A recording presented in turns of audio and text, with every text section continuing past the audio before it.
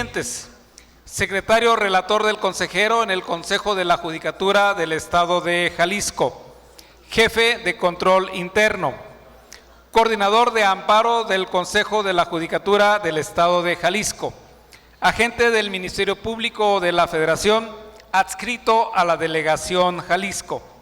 Y con el tema Implementación del Código Nacional de Procedimientos Civiles y Familiares, libro 3 y 4, recibimos al juez doctor Francisco Javier Ponce Barba. Esas palmas generosas para recibirlo.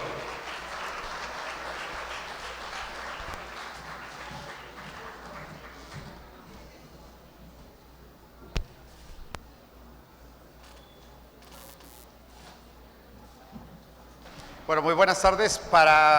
Gracias por estar acá. Muchos los obligaron a venir, ¿verdad? Pero bueno, gracias de todos por estar acá. El objetivo específico de hablar, para quien no me conoce, hablo muy rápido, muy rápido. Entonces, sí necesito que me digan que estoy hablando rápido para bajarle a las velocidades. Cualquier duda que tengan, si alguien tiene una duda al momento de que yo inicie esta charla, levantan la mano y no importa si interrumpimos. O sea, no tenemos que esperar al final, porque quizás al final ni hay oportunidad o se nos puede olvidar. Básicamente, tal como lo señalaba, la finalidad de, si ustedes escanean ese código QR que está allí, se pueden llevar todas las diapositivas que vamos a ver. Entonces, si alguien le gusta escanear.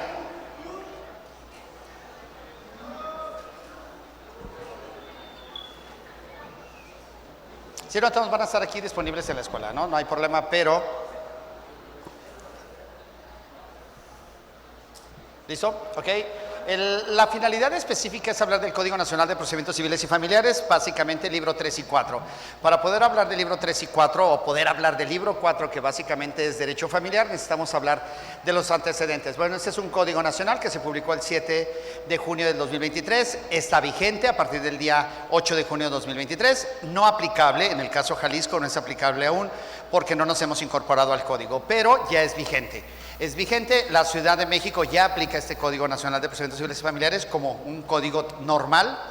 La Ley de Amparo, si ustedes recuerdan, sufrió reformas no hace un mes y establece el artículo 2 de la Ley de Amparo que el Código Nacional de Procedimientos Civiles y Familiares va a ser supletorio del Código Federal de Procedimientos Civiles en lo que se refiere a la Ley de Amparo. Entonces, este código para ciertas entidades federativas, específicamente Ciudad de México y a nivel federal, ya es aplicable respecto de amparo. En Jalisco no es aplicable el código. ¿Podemos aplicarlo? Sí, claro que podemos aplicarlo. ¿Por qué razón? Si es en beneficio de las partes, lo podemos aplicar.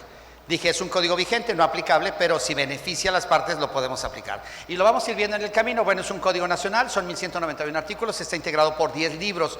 Por eso se habla bastante de los libros. El libro, bueno, en el caso específico, el libro número 1 es el Sistema de Impartición de Justicia en Materia Civil y Familiar. ¿Cómo se imparte la justicia o cómo se va a impartir la justicia en materia civil y familiar?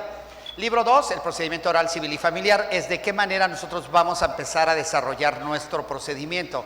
Libro 3, derecho civil. Libro 4, derecho familiar. Libro 5, sucesiones. Libro 6, acciones colectivas. Libro 7, recursos. Libro 8, juicio en línea. Libro 9 y libro 10, que es sentencias, ejecución de sentencias y vías de apremio, y ejecución de sentencias dictadas en el extranjero o cooperación internacional. Bajo ese tenor nosotros vamos a tratar de hablar del libro 2, libro 3 y libro 4, aunque básicamente el que me interesa más es el libro 4. Lo mismo, cuando ustedes vean una página, esta imagen que dice libro 1 del artículo 1 al 124, tiene un código QR, si escanean el código automáticamente los va a llevar a las diapositivas de ese libro. Sí, ya después lo escanean, ya lo tienen escaneado lo demás. Entonces, cada que vean ese código, los va a llevar obviamente a las diapositivas específicas de ese libro. Libro segundo, formalidades judiciales y etapa postulatoria. ¿De qué nos habla? Básicamente, la demanda. Nosotros estamos acostumbrados, los que ya deben estar en tercero o cuarto de la licenciatura, de cómo se estructura una demanda. De acuerdo a nuestro código tradicional, es el artículo 267 del Código de Procedimientos Civiles del Estado de Jalisco. En este código no, es el artículo 235, donde nos establece las reglas de la demanda. ¿Cómo debemos estructurar una demanda en este nuevo código? Hay que recordar que es un juicio que va a ser oral, la demanda va a ser por escrito, la contestación va a ser por escrito, la reconvención que aplica va a ser por escrito, la contestación a la reconvención va a ser por escrito, pero el desahogo de pruebas y el dictado de sentencia va a ser 100% oral, en una audiencia pública Por eso tenemos salas de oralidad en las escuelas, o si han ido a Ciudad Judicial en el segundo nivel, hay salas de oralidad en materia mercantil, porque en materia mercantil ya se aplica la oralidad al 100%. Y el libro 8, yo hablaba, tiene juicios en línea. Nosotros en Jalisco tenemos 2 juzgados especializados en línea, completamente, todo el juicio es en línea. ¿Cómo lo hacemos? Bueno, tenemos una firma electrónica avanzada, o la FIREL, o tenemos la FIEL de la Secretaría de Hacienda. Si nosotros tenemos una firma electrónica avanzada, podemos llevar a cabo un juicio sin ningún problema, en línea completamente. No tenemos que ir para nada al juzgado, y todo el juicio se va a desarrollar en línea, y la sentencia nos la van a dictar en línea, todo, y las audiencias van a ser totalmente virtuales. No es necesario que comparezcamos de manera personal al juzgado. Entonces tenemos la demanda. ¿Qué requisitos debe tener? Bueno, lo primero que nada, ¿a quién lo dirijo? Porque es importante, específicamente en el libro 2 de este Código Nacional se establece la competencia. Y nosotros, para poder establecer la competencia, primero es ¿por qué somos competentes? ¿De dónde conocemos la competencia? ¿Por qué conocemos juicios civiles? ¿Por qué conocemos juicios mercantiles? ¿O por qué conocemos juicios familiares o hasta administrativos? Entonces, lo primero es establecer la autoridad jurisdiccional ante que se promueve. En el caso del primer partido judicial, que es Guadalajara, Zapopan, Tlaquepaque y Tonalá, hay 19 juzgados mercantiles, 13 juzgados civiles y 17 juzgados familiares y 2 juzgados en línea. Entonces ya sabemos qué competencia tenemos, pero si yo vivo en Chapala, que es el segundo partido judicial, ahí hay 2 juzgados civiles, un juzgado penal tradicional y 2 juzgados del nuevo sistema penal acusatorio adversarial. Entonces, ¿a quién le voy a dirigir la demanda? Pues al que esté en turno. Tengo 2, al que esté en turno. En el caso de Guadalajara, pues son 17 civiles y 17 familiares y 13 civiles, al que le toque. Pero si yo promuevo mi demanda en Zapotlanejo, que es el 32º partido judicial, y solo hay un juzgado, pues a ese no tengo que dirigirlo en un específico, y él va a conocer de civil, de familiar y de mercantil. Pero en Guadalajara no. Si yo presento una demanda equivocada y la dirijo en materia civil y es familiar, me la van a desechar. Si yo promuevo una demanda mercantil y es familiar o es civil y la promuevo en un juzgado mercantil, me la van a desechar. El juez no tiene la obligación, obviamente, de corregir la vía. Ese es problema de ustedes, no del juez. En primer partido, porque hay juzgados especializados. Donde no haya juzgados especializados, bueno, pues, al que le toque, al que esté de guardia, si es que solo hay uno, pues a ese, no hay más. Entonces me requiere nombre y denominación y razón social de la parte actora, nombre de la persona designada como persona representante autorizada. Desaparece la figura del abogado patrono. Nosotros escuchamos siempre, es que yo soy abogado patrono o soy autorizado. La famosa determinación del artículo es que soy autorizado en los términos del artículo 42. Quien ya litiga y ha ido a los juzgados, cuando llega a ventanilla, le preguntan ¿qué carácter tiene?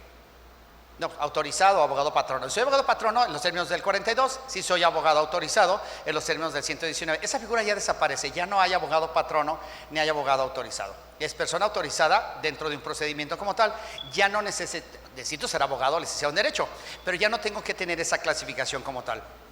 Como tal, nombre, denominación y razón social de la parte demandada, las pretensiones de las partes, pero me regreso a la fracción segunda, me dice nombre del actor, me pide un correo electrónico, me pide obviamente un número telefónico. ¿Para qué efectos? Hay que recordar que este juicio, estos procedimientos son más rápidos que el sistema tradicional. Yo presento mi demanda y me van a notificar por medios electrónicos. Voy a tener que dar un correo electrónico o un teléfono para que las notificaciones me lleguen vía electrónica. La única notificación que se va a hacer personal en este procedimiento nuevo del Código Nacional de Procedimientos Civiles Familiares es el emplazamiento. No hay más notificaciones personales. En el sistema tradicional es, me emplazan personal, pruebas personal, prevención personal. Aquí no, solamente el emplazamiento es personal. Todo lo demás va a ser en audiencia. ¿No viniste a la audiencia? Tu problema. En la audiencia se señaló la fecha. Es que no me notificaron, en la audiencia te notifiqué. Es que no alcancé a llegar, tu problema, ve y checa tu expediente, porque ya no va a haber otro momento para notificarse. El único emplazamiento o la notificación de manera personal va a ser el emplazamiento, no existe otra figura como tal. Exposición clara y sucinta de los hechos, los fundamentos de derecho, en su caso el valor, casi lo mismo que me marca el 267, que es lo que me marca el 235, ofrecimiento de pruebas y las firmas de la parte actora, que ese es un punto importante. Nuestro Código de Procedimientos no establecía que debíamos firmar la demanda. Entonces, si no la firmabas, el juez no la desechaba porque no estaba firmada, pero no era un requisito esencial del 267. Entonces, ahora sí, es una fracción, la fracción décima me obliga a que firme la demanda. ¿Por qué razón? Pues porque es mi voluntad la que está plasmada en ese documento. Si fuera la del abogado, bueno, es que la firme el abogado. Si es de mi primo, que la firme mi primo. Pero si es mi voluntad plasmada en un documento, yo lo debería hacer. exhibir cada copia del demandado en un ejemplar más de las copias de traslado. Ojo, en materia familiar, dentro de principios básicos de este código que establece el artículo 7, es juzgar con perspectiva de género y el interés superior de la niñez. Entonces, cuando sea en materia familiar, las reglas van a cambiar al sistema tradicional. Primero, no hay caducidad en materia familiar, como ya sucedía en nuestro código tradicional, pero no hay caducidad. En materia familiar, un juicio que se inicie hoy va a terminar cuando el niño cumpla 18 años o 25, si cesa la obligación de dar alimentos. Ese momento cesa. Entonces no hay caducidad en materia familiar bajo ninguna circunstancia. Entonces los expedientes lo presentó y va a seguir vivo hasta que el niño muera o cumpla 18 años o 25 años si es que sigue estudiando dentro del Sistema Nacional de Educación. ¿Qué podemos criticar de este artículo 235? Bueno, que ya me puso las reglas, pero me dice la fracción 12, las demás requisitos relacionados con las pruebas conforme a lo dispuesto a este Código Nacional. Pues creo que está de más que lo diga, porque estoy aplicando el código. O sea, lo que no venga aquí, vamos a establecernos lo que dice este código. Pues estoy dentro del código. Sería absurdo que estuviera hablando de una cosa distinta, pero bueno, ahí está la fracción y como tal la dejamos. Ok, ese sí, si quieren, gustan escanearlo, igual. Cuando usted lo escanea les va a aparecer uno que dice saltar publicidad. Entonces, denle saltar publicidad y ahorita explico qué es ese código.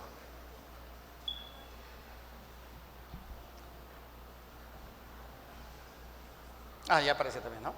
Ok, si ya lo tienen, aparecen todos los requisitos de las demandas, porque recordemos que tenemos libros. Libro 3, Derecho Civil, Libro 4, Derecho Familiar, Libro 5, Sucesiones, Libro 6, Acciones Colectivas. Entonces tenemos 4 acciones distintas en vías distintas.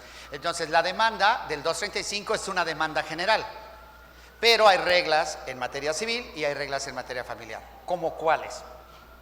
Contestación de la demanda, cosa que no venía en nuestro código. El 241 nos establece cuáles son los requisitos que debe llevar la contestación de la demanda. Igual, obviamente, autoridad ante que se presenta, cuál es el efecto de, bis generales, el nombre de la persona autorizada, contestar categóricamente cada uno de los hechos. ¿Por qué es importante contestar los hechos? Porque si yo no contesto los hechos, se me tienen como confesos y puedo ser rebelde en el juicio. Pero puedo ser rebelde en un punto, contestar en otro y allanarme en un tercero. Porque cada hecho es distinto. Digamos, en materia familiar, una persona se quiere divorciar, quiere pelear alimentos y la custodia de sus hijos. Primer punto, al punto número de hechos, me allano. Si me quiero también divorciar, ¿para qué lo contesto si también me quiero divorciar? Punto número 2 de hechos, no es cierto el acto reclamado, no es cierto el acto, en virtud de que yo sí cumplo mis obligaciones alimentarias. Estoy contestando. Y respecto del tercero, puedo ser rebelde, no contesto nada. Entonces me allané, me excepcioné y contesté. Entonces, bajo esas condiciones, el artículo 241 se establece los requisitos de la contestación de la demanda. Como tal, excepciones. Si el actor tiene una acción, ¿qué tiene el demandado? Una excepción. El actor tiene el derecho de comparecer a juicio, que comparezca. ¿Qué va a hacer el demandado? Excepcionarse. A una acción, una reacción. El actor tendrá que probar su acción y el demandado tendrá que probar su excepción. No logra probar su excepción, perdió. El actor prueba su acción, ganó. Ninguno de los dos prueba su acción, empate. Ok, pero es que yo probé parcialmente. Parcialmente. Efectivamente, ¿te querías divorciar? Te divorcio, ya estás divorciada. ¿Probaste que tenías derecho a alimentos y a la custodia? No, perdiste. Así de fácil. Probaste tu acción, ¿qué pretendes? Cuando nosotros comparezcamos a juicio es yo tengo que probar mi acción. Si yo no logro probar mi acción, perdí el juicio. Logré probar mi excepción y el actor no probó su acción, perdió él. No gané yo, él perdió. Porque son juicios donde nadie gana. ¿Te quieres divorciar? Divórciate. ¿Quieres la custodia de tus hijos? Ya la tienes. Solamente falta que se te declare el derecho. Es que tengo derecho a alimentos. Ya tienes el derecho a los alimentos. Lo único que necesitas es que alguien te declare la obligación de cumplirlos. Tienes 17 años y vas a la escuela, tienes derecho a alimentos. No son renunciables. Es que gané el juicio, le quité alimentos a mi papá. No, el derecho ya lo tenía. Solo necesitabas que alguien le exigiera a tu padre que cumpliera con la obligación de dar alimentos. Entonces, no son juicios donde se gana o se pierde. Son juicios donde se reconoce un derecho para exigir, obviamente como tal.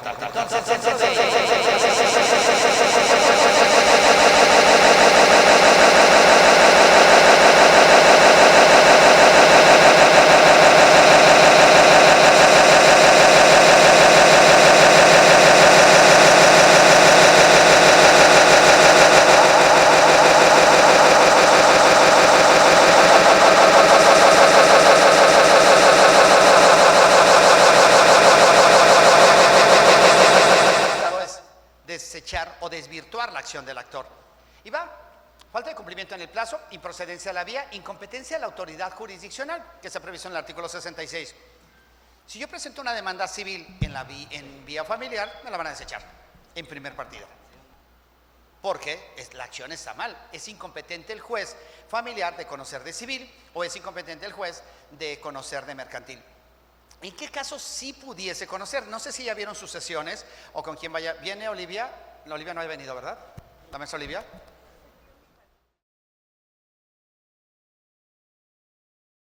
Libro 5. Y en el libro 5 hay una figura que se llama acumulación. Las sucesiones son atrayentes. El juez familiar en la sucesión va a traer todos los juicios que haya en contra de la sucesión. Esto es, yo tengo la denuncia de la sucesión radicada a favor de, pero tengo una acción mercantil en contra del autor de la sucesión, el juez familiar va a resolver ese asunto. Tengo una acción civil en contra de la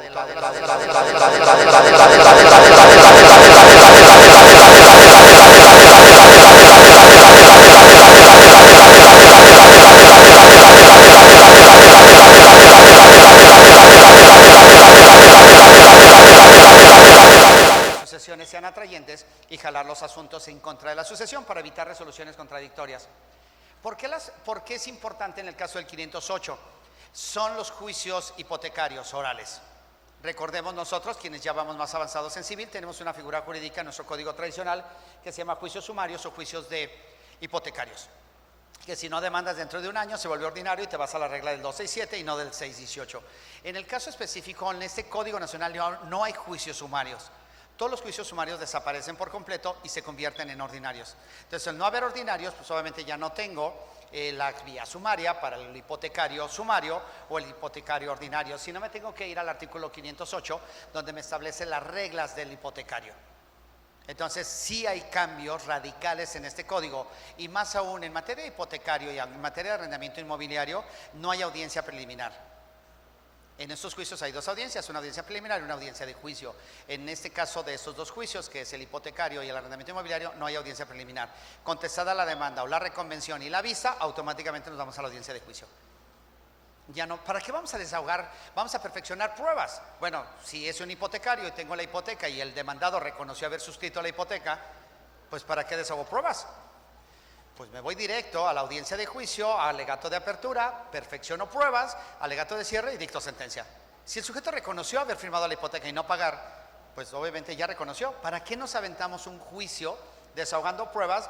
Diga si es cierto como lo es que usted fue al banco y firmó. Sí, sí fui al banco y la cajera me trató bien. Diga si es cierto como lo es que no le leyeron la escritura.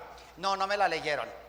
Ok, solicito se le ponga la vista a la escritura en la parte final, dice que previa lectura que se le dio la firmó. Entonces sí se la leyeron. Sí, pero yo no, pero se la leyeron. ¿Es su firma? Sí. O sea, como que es absurdo, obviamente, que empecemos a desarrollar cosas. ¿Qué pretendemos?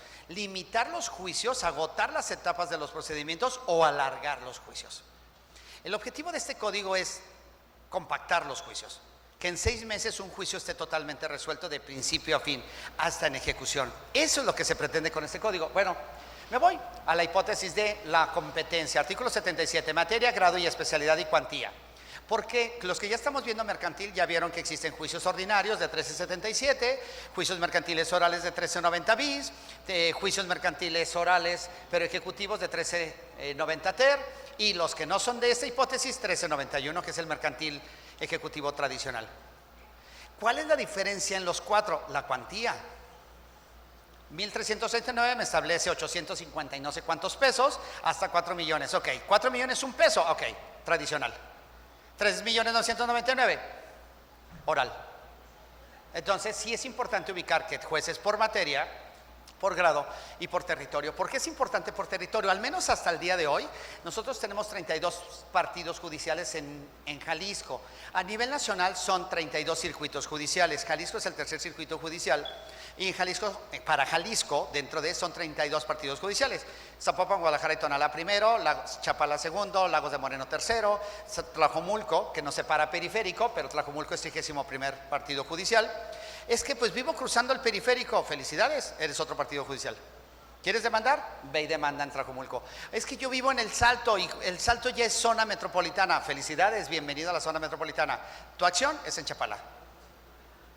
Oye, pero ya es zona metropolitana. Ah, para zona metropolitana, no para partido judicial, porque quien determina las divisiones territoriales, en los términos del artículo 148 de la Ley Orgánica, pues es el Poder Judicial o el Consejo de la Judicatura.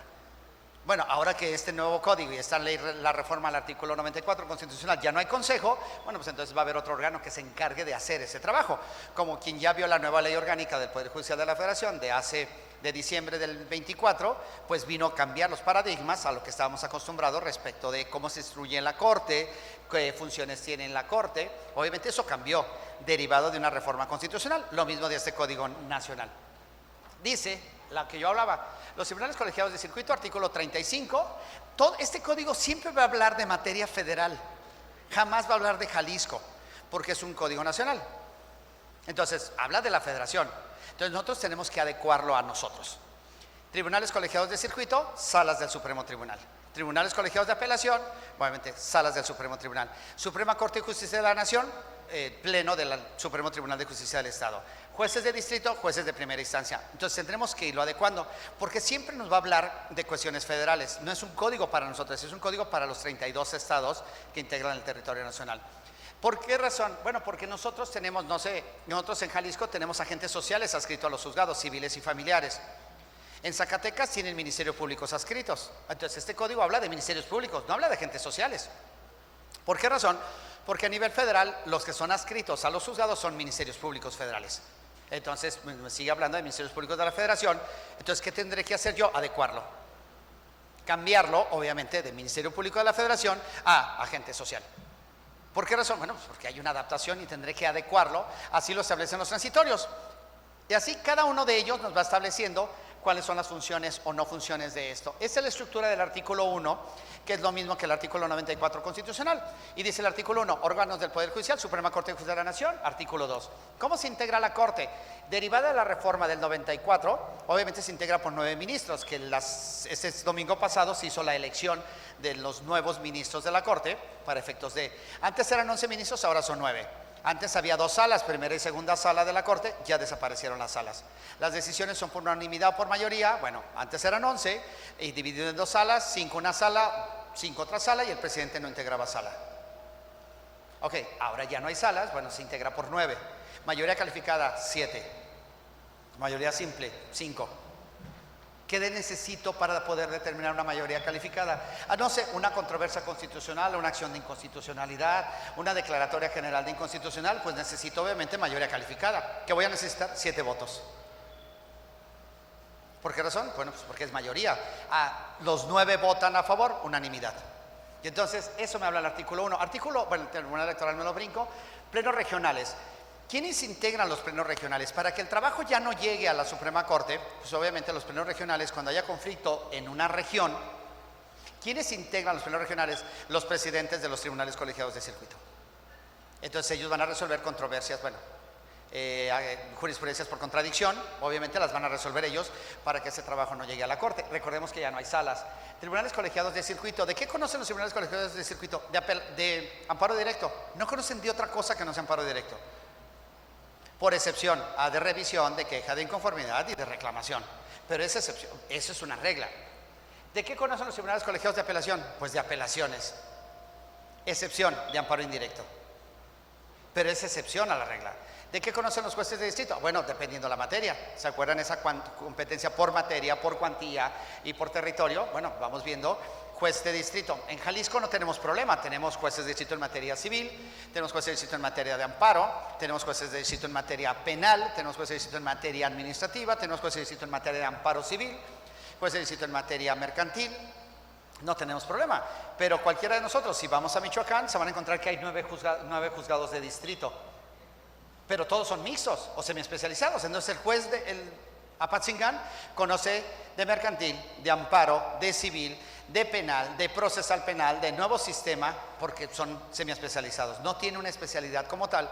Entonces sí es importante que ubiquemos cuáles son las facultades. La fracción 7 y 8, que son el Tribunal de Disciplina Judicial y Órgano de Administración de Justicia, es lo que era el Consejo de la Judicatura antes. Este código sigue hablando del Consejo de la Judicatura, sí, porque es anterior a la reforma. Entonces, cuando nosotros veamos Consejo de la Judicatura, pues ahora tendremos que ubicar al Tribunal de Justicia Judicial y a los órganos de Administración Judicial, que va a ser las veces del Consejo de la Judicatura. Dentro de ello, ¿qué facultades tiene el órgano de administración judicial? De acuerdo al artículo 80 me dice, realizar las funciones que le confieren los términos dispuestos del Código Nacional en procedimientos civiles, en expedir todo lo que tenga que ver con adecuaciones a la norma. Entonces, lo que antes hacía el Consejo de la Judicatura, pues ahora lo va a hacer el órgano de administración judicial. Es que estamos hablo gritando, entonces sí me escuchan. Gracias. Dentro de ello dice el artículo 55, las y los jueces de distritos civiles federales conocerán de acciones colectivas, que se refiere al libro sexto del Código Nacional. Entonces ya tenemos una ley orgánica que dice de qué conoce cada juez. Y de acuerdo al 55 van a conocer de todos los juicios previstos en el libro sexto. El libro sexto, yo dije hace unos minutos, es acciones colectivas, eso es federal 100%. Nosotros los jueces o las personas del fuero común no vamos a conocer de acciones colectivas, excepto por competencia concurrente.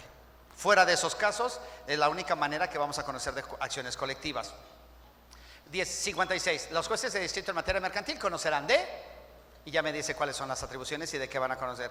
Entonces, así como el artículo 101 de la ley orgánica local me dice cuáles son las competencias de cada uno de los jueces, pues obviamente el artículo 55, 56, 57 y subsecuentes de la nueva ley orgánica, que nació en diciembre del año 2024, derivada de la reforma al artículo 94 constitucional, me establece cuáles son las competencias de cada uno de estos órganos. Este es un ejemplo de cómo estábamos.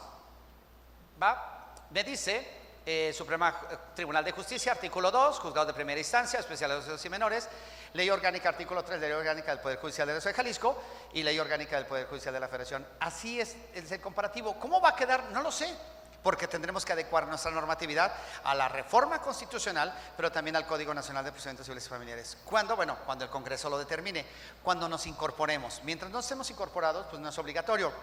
Todo el mundo se preguntará, bueno, entonces, ¿cuándo entra en vigor el Código Nacional? No se desgasten, 1 de abril del 27. Nos incorporemos o no nos incorporemos, este código ya es vigente en Jalisco. Entonces tenemos aproximadamente 2 años, bueno, 1 año, 10 meses para que nosotros aprendamos a usar este código y aprendamos a desarrollar este código. ¿Por qué razón? Porque nos podemos incorporar en cualquier momento. Depende, obviamente, del Poder Judicial y del Congreso. Pueden decir, mañana nos incorporamos y ya, mañana ya estamos incorporados, como en su caso lo hizo Ciudad de México. ¿Qué hizo Ciudad de México? Es progresivo. Empezó con divorcios bilaterales, que era divorcios por mutuo consentimiento, y ha ido progresivamente aumentando las competencias de los jueces y la creación de los jueces. La figura de la reconvención, cuando nosotros hablamos de reconvención, es otra cosa más que lo escuchamos en mi rancho que dicen contrademanda. Es que me contrademandó. En nuestro código tradicional, la reconvención solamente existía en juicios ordinarios. No había reconvención en juicios sumarios. Como ya no hay juicios sumarios, pues obviamente la figura de la reconvención se aplica, se va a hacer. Dice 15 días hábiles para contestar. Yo hablaba hace unos minutos de la diferencia entre civil y familiar. La demanda de los términos del 235 es 100% civil, a diferencia del libro 4 que es familiar. En materia civil, los juicios vamos a tener 15 días para contestar la demanda. Bien, se presenta la demanda, oficial de parte, se turna al juzgado que le corresponda. Se recibe, se admite, se emplaza. Ahí sí, vamos a ir a tocar a la puerta y requerir o emplazar. Una vez emplazado, tenemos 15 días para contestar la demanda. Contestamos la demanda, si es que aplica reconvención, reconvenimos. Nuevamente, al contestar nuestra demanda, reconvenimos y el juez me puede reconvenir, ya no de manera ir a tocar mi puerta. ¿Se acuerdan que ustedes dejaron un correo electrónico y un teléfono? Pues tan sencillo, te notifico y te emplazo y te hago saber que tienes una reconvención que tendrás 15 días para contestarla. Y la puedes contestar en línea sin problema porque ya te tengo registrado.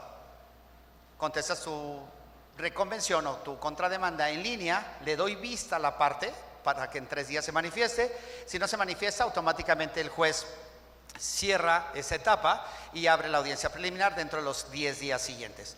Abre audiencia preliminar, prepara y depura pruebas y dentro de los 40 días siguientes desahoga pruebas. Bueno, se lleva a cabo audiencia de juicio. 10 minutos trata de conciliar a las partes. Si las partes no se concilian, no las puede obligar a conciliar.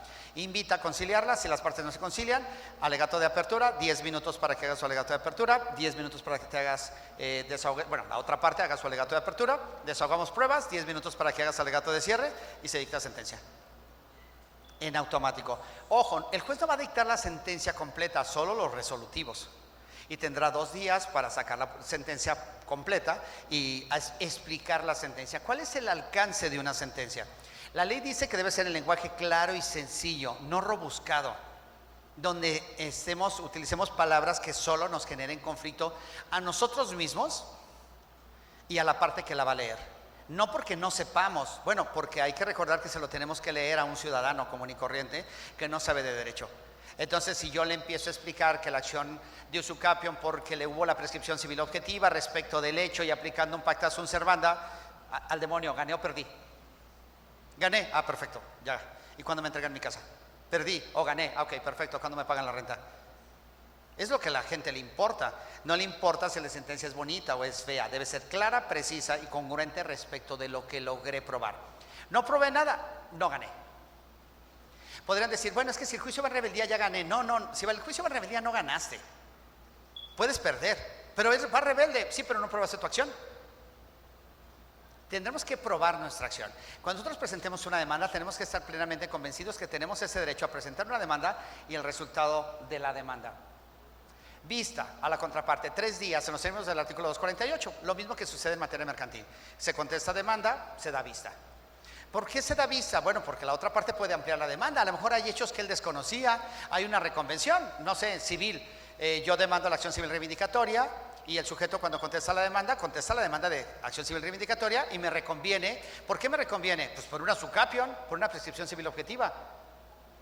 Él quiere su casa, yo digo que ya prescribió a mi favor. Entonces tengo una acción y él tiene una excepción y una acción dentro de su excepción. Entonces es parte de, ok, dice audiencia preliminar, dentro de los 15 días se fijará la audiencia preliminar. ¿Para qué efectos? Para depurar el procedimiento.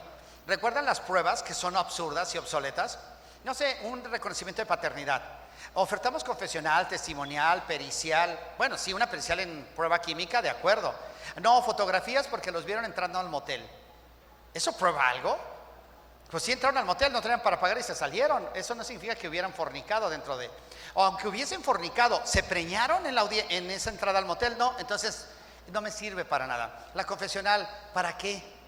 Dígase cierto como lo es que entramos a la habitación 35. Sí, ¿y? ¿Me prueba algo? No. Ok, ¿cuál es la prueba idónea en una prueba de reconocimiento de paternidad? Pues una prueba de ADN. Todas las demás pruebas no sirven absolutamente para nada. Es que vea, mira, siempre lo trató como hijo. Entonces es un hijo putativo.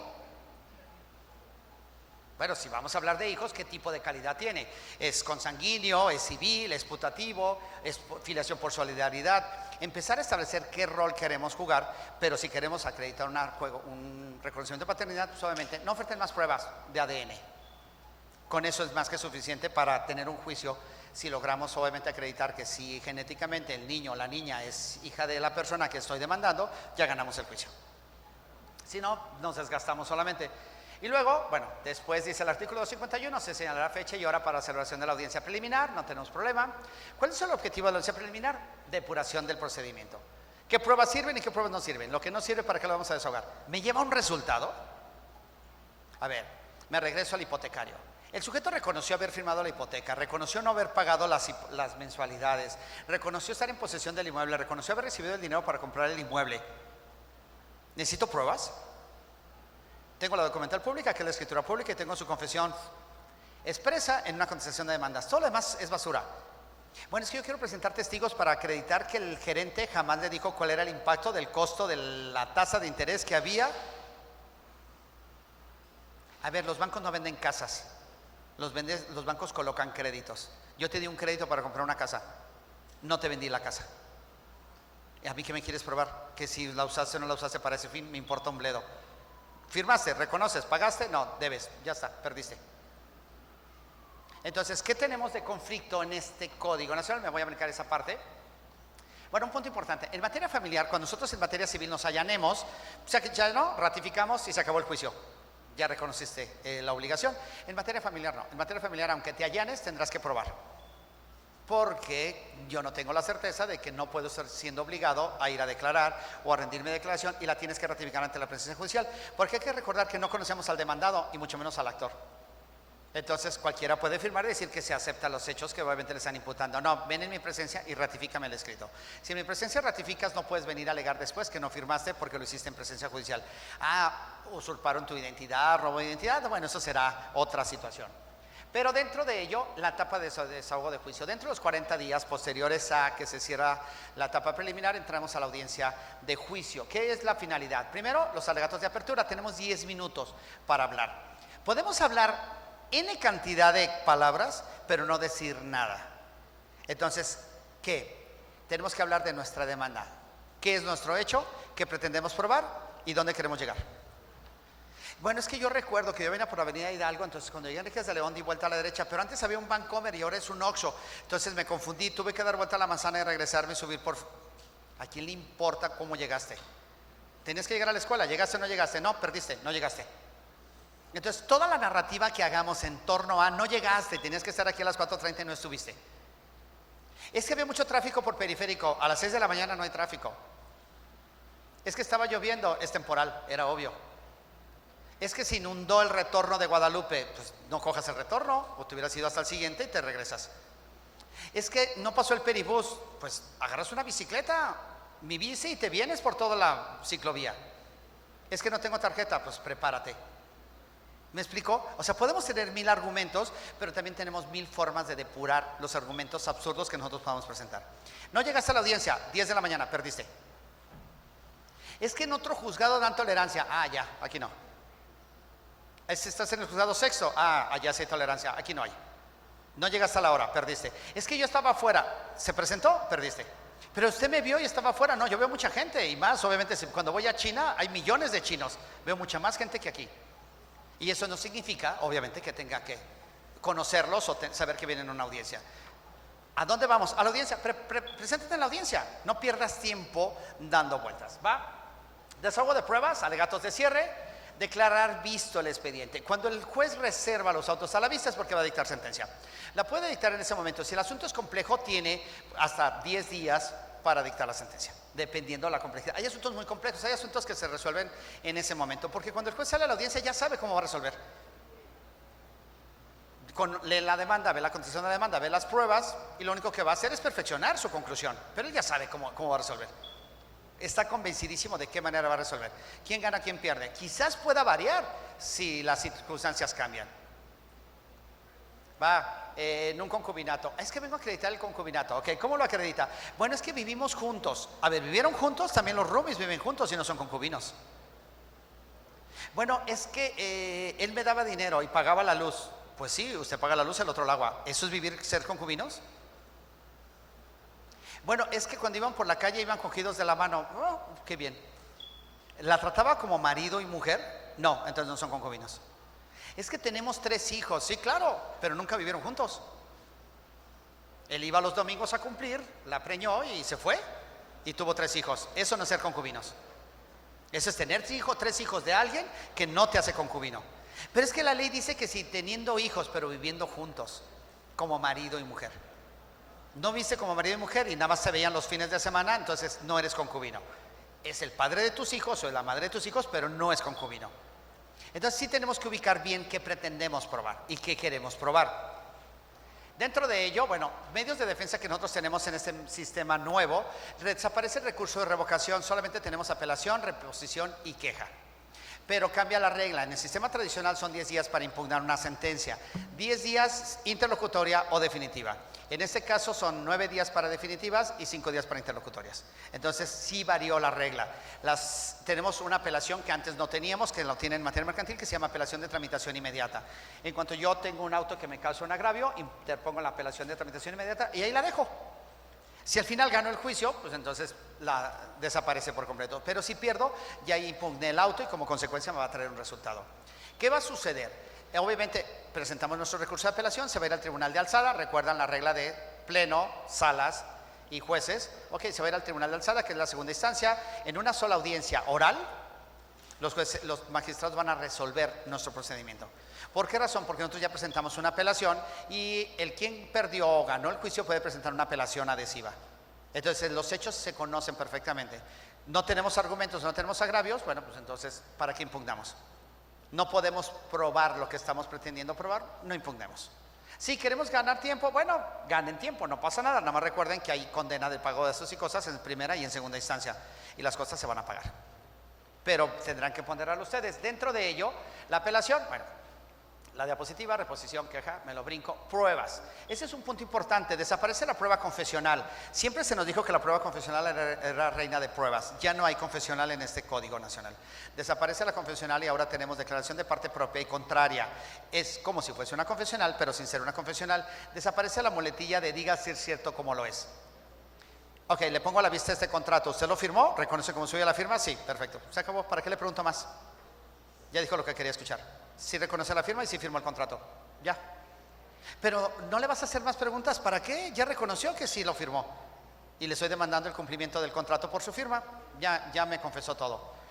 Ya no hay 40, como nosotros en nuestro sistema tradicional, 40 posiciones para hacer. Ya no hay número de posiciones. Podemos hacer las que queramos. Ya no hay un límite. Igual en el caso de los testigos. Que diga el testigo si sabe le consta, esa muletilla desaparece. ¿Usted estuvo presente cuando los vio entrar al motel? Sí. ¿Y qué hicieron? No sé, entonces no me sirve el testigo. Sí, los vio entrar, ¿y eso qué? O sea, ¿me da prueba algo como tal? Bueno, es que yo los veí y siempre eran como marido y mujer. ¿Por qué? Porque peleaban. Ah, bueno, pues entonces, padre, ¿eso los acredita ser concubinos? No, entonces no. Bueno, es que sí me consta que estaban casados. ¿Por qué? Es que vi la foto de casados. Vi el ramo de la señora en un cuadro en la sala de su casa y las arras. ¿Eso te prueba que te casaste? ¿O que fuiste ahí a Pedro Moreno y compraste un ramo con unas arras y lo pegaste en la sala de tu casa? ¿Viste el acta de matrimonio? No, entonces no te consta que estaban casados. Sí, es que se casaron por el régimen de sociedad legal. ¿Viste el acta y decía sociedad legal? No, entonces no te consta. ¿Me explico? Ok, si sé y me consta, pues tendré que probar que por qué lo sé y por qué me consta.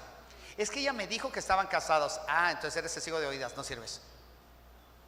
¿Por qué es importante valorar a nuestros testigos? Porque ahora podemos, en nuestro sistema tradicional contrainterrogábamos, pero igual en la declaración de parte propia y contraria, la parte propia es mi cliente. La declaración de parte contraria es el demandado. Si yo subo a mi cliente al estrado, que lo voy a poder subir, no tengo problema, porque mi cliente ya sabe qué le voy a preguntar y como consecuencia ya sabe el resultado. Pero hay que creer, también puede contrainterrogar la otra parte. Si ya subiste a tu cliente al estrado, yo lo quiero interrogar. Y esas no se las sabían, esas preguntas que les van a hacer ni el cliente se las sabía. Entonces no suban a su cliente si no están convencidos que el cliente no va a cometer un error en la audiencia. Es muy parecido al sistema anglosajón, recuerdan en las películas americanas cuando le dice te voy a subir al estrado. O oye súbelo, no, hasta que esté preparado. Y lo preparan para subirlo al estrado, es lo mismo que nosotros. Pero ¿qué va a suceder si el testigo o su representado comete un error en la audiencia y puede tomarles el juicio? Entonces tendrán que ponderar. ¿Por qué razón? Porque ahora ya no hay la posibilidad de, interpongo el recurso de revocación y suspendo el procedimiento. No, impugnas en ese momento y el juez en ese momento resuelve. No va a decir, vengan mañana y seguimos con la impugnación. No, en ese momento el juez tiene la obligación de resolver. ¿Por qué señalaba yo una parte importante? Bueno, me regreso a la prueba pericial, que sería el artículo 291. En el sistema tradicional, las partes nombran sus peritos en la materia que quieran, por especialidad. Y si el juzgado tiene duda, nombra un perito o tercero en discordia, un perito auxiliar o un auxiliar de la administración de justicia. Hasta ahí no pasa nada. ¿Quién lo paga? Ustedes. El que nombran ustedes lo pagan ustedes, el que nombra la otra parte lo paga la otra parte y el que nombra al juzgado lo pagan ustedes. En materia civil va a seguir siendo exactamente igual. ¿Qué va a suceder en materia familiar? No, en materia familiar, de acuerdo al artículo 306, dice que los peritos nombrados por el Estado los paga el Estado. Entonces, en materia familiar, ya los peritos que el juez nombre, si nombra perito en ADN, si nombra perito en grafoscopía, en psicología, en psiquiatría, en neurología, quien va a pagar a ese perito nombrado por el juez es el Estado, ya no las partes. Recuerdan que somos un código garantista y ese código, el objetivo es que no haya tanto conflicto y beneficiar a las partes. Obviamente es un código 100% humanista. Entonces, no habrá costas para los efectos de... El artículo 222 de la Ley Orgánica del Poder Judicial, vigente al menos hasta ahora del Estado de Jalisco, establece que hay un departamento de auxiliares de la Administración de Justicia. Es todas las personas que quieran ser peritos o ser auxiliares de la Administración de Justicia. En diciembre hay un curso de inducción, toman el curso de inducción, presentan sus papeles en enero, de acuerdo a la convocatoria, y en abril se hace el listado y se publica en la primera semana de mayo. Entonces, cada año hay una lista nueva de auxiliares de la Administración de Justicia. El juez solamente puede nombrar personas de esa lista. No puede nombrar una persona extraña, excepto que no haya en la lista. No sé, en mi tiempo, cuando yo estuve en PGR, en una ocasión, no sé si ya lo comenté acá, pero nos tocó unos chinos, ¿se acuerdan? Bueno, están muy jóvenes ustedes, pero la famosa fiebre porcina. Miran unos chinos que habían pisado tierra en China y al llegar a México salieron positivos a fiebre porcina. Pues se les detuvo porque no pueden entrar al país en las condiciones en las que venían y hablaban chino. Sí, pero en China hablan como 300 lenguas. Chino y mandarín, que es lo que más conocemos nosotros. Entonces, ¿y cómo los interrogo? ¿Cómo los declaro a estos si no hablan chino y no hablan mandarín? Pues anduvimos buscando en todos los restaurantes de comida china de Guadalajara a ver dónde había un chino que hablara el chino de esos chinos para que nos sirviera de intérprete. ¿Qué hicimos cuando lo encontramos? Exactamente en el templo del frente de la Aranzazú, ahí había unos chinos que se hablaban ese chino, los habilitamos como peritos y los declaramos.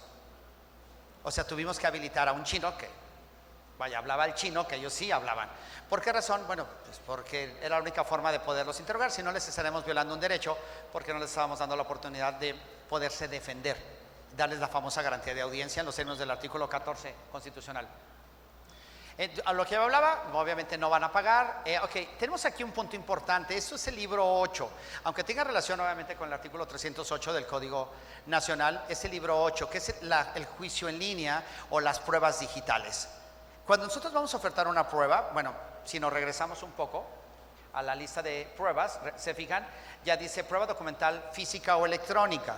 Entonces nosotros podemos ofertar una firma, vaya, un acta de nacimiento con la firma electrónica. Y hace prueba plena porque está firmada como tal. ¿Se acuerdan esa famosa FIREL o esa firma? Si nosotros firmamos un documento, es una firma electrónica que la hace valer como firma digital, obviamente autentificada. Entonces, bajo esas condiciones, lo mismo es cómo vamos a ofertar una prueba en materia digital. Todo el mundo oferta fotografías, oferta videos, porque ahora todo el mundo se siente periodista y todo el mundo se siente influencer y todo el mundo todo. Tómale foto para que se vea lo que están haciendo, ¿no? Ni las ofertas, esas pruebas no sirven. Ok, sí impactan, salen en las tele y obviamente tienen un impacto mediático. ¿Por qué no pueden tener un valor? Porque primero que nada lo tuviste sin autorización de la persona. 2, la forma en que ofertaste la prueba. 3, me tienes que ofertar el celular con el que grabaste el video. ¿Por qué razón? Porque puede ser manipulable. Creo que ya habíamos hecho, y no sé, ¿ya hablaron del libro 8? No, ¿verdad? Todavía no. Ángeles, un favor. ¿Quién trae iPhone? Sí, no pasa nada, no la vamos a criticar. O sea, los que somos de Android no vamos a decir nada. ¿Quién trae un iPhone? ¿Trae un iPhone? Sí, hágame un favor. Abra su iPhone y regáleme una fotografía, la que quiera. ¿Quién más trae iPhone? ¿De quién trae el teléfono usted? Sí, nada más quiero que vean la cadena de custodia de que yo hablaba, de ese acuerdo 9 del 2015 de PGR, ¿no? Sí, ¿tiene mi teléfono? 3311 30 45 49, por favor. Ok, dije iPhone porque es más fácil hacerlo porque tengo iPhone, pero en Android también se puede hacer, 3311 30 45 49. Ok, mándeme una foto, la que usted quiera. Tómela ahorita aquí ahí al público y me la manda.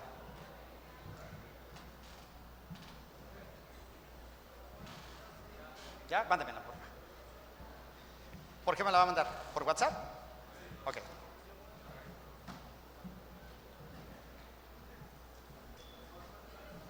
Mándeme.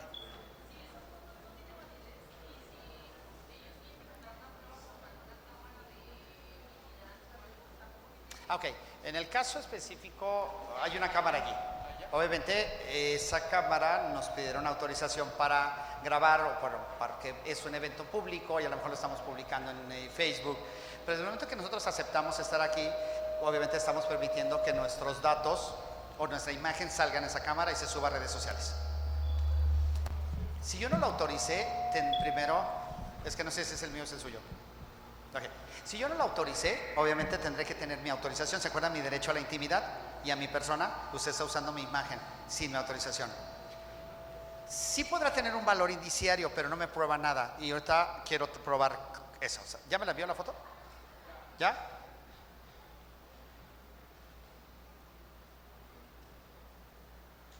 Ok, es una foto de aquí del auditorio y me lo envió. Bueno, la foto que tengo es como de un pirata.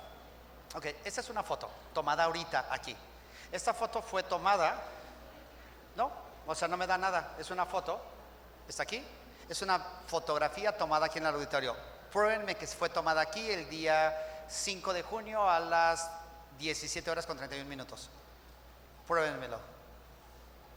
Porque yo veo pues, varias personas sentadas, unas de traje, otras sin trajes, varias sillas vacías, al fondo un calendario azteca, o eso pretende ser, una pirámide, no sé si es Chichen Itza o no sé qué demonios, con un azteca o maya, no sé qué demonios, o sea, alguien que trae un penacho. Es lo único que veo. No veo absolutamente nada más que eso. ¿Me prueba algo? Nada. ¿Ok? ¿Me la puede enviar esa misma foto pero por iDrop? ¿Sí?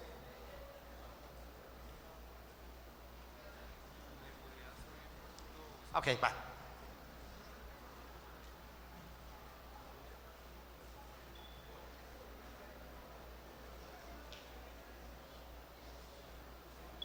Lo único que quiero probar es la geolocalización, básicamente.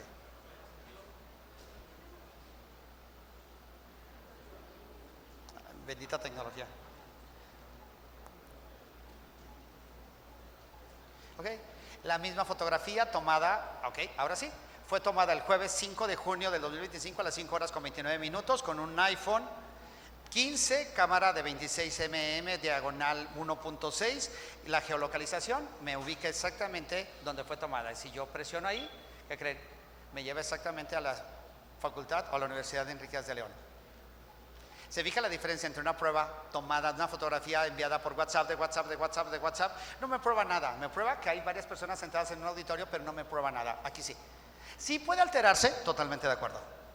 Ok, pero para eso tenemos peritos que nos pueden probar si fue alterado o no fue alterado la evidencia o la prueba que pretendo. ¿Qué pretendo probar con ello? Que usted estuvo aquí en el auditorio a las 5:31, entonces el principio de ubicuidad se rompe porque no puede estar en dos lugares al mismo tiempo. Si la pretenden acusar de robo en el Vancomer de aquí a 3 cuadras, pues es imposible porque usted estaba a las 5:31 aquí y el robo fue a las 5:31 allá. ¿Se fija? Algo tan simple como una fotografía cuidando una cadena de custodia, pues me da un resultado totalmente diferente al que esperábamos. Esta es parte de este juicio, de este nuevo Código Nacional que me establece reglas. Pero ¿cómo las voy a probar? Porque todo el mundo oferta videos y si fue alterado o manipulado. Córtale donde yo hablo, pues fue alterado.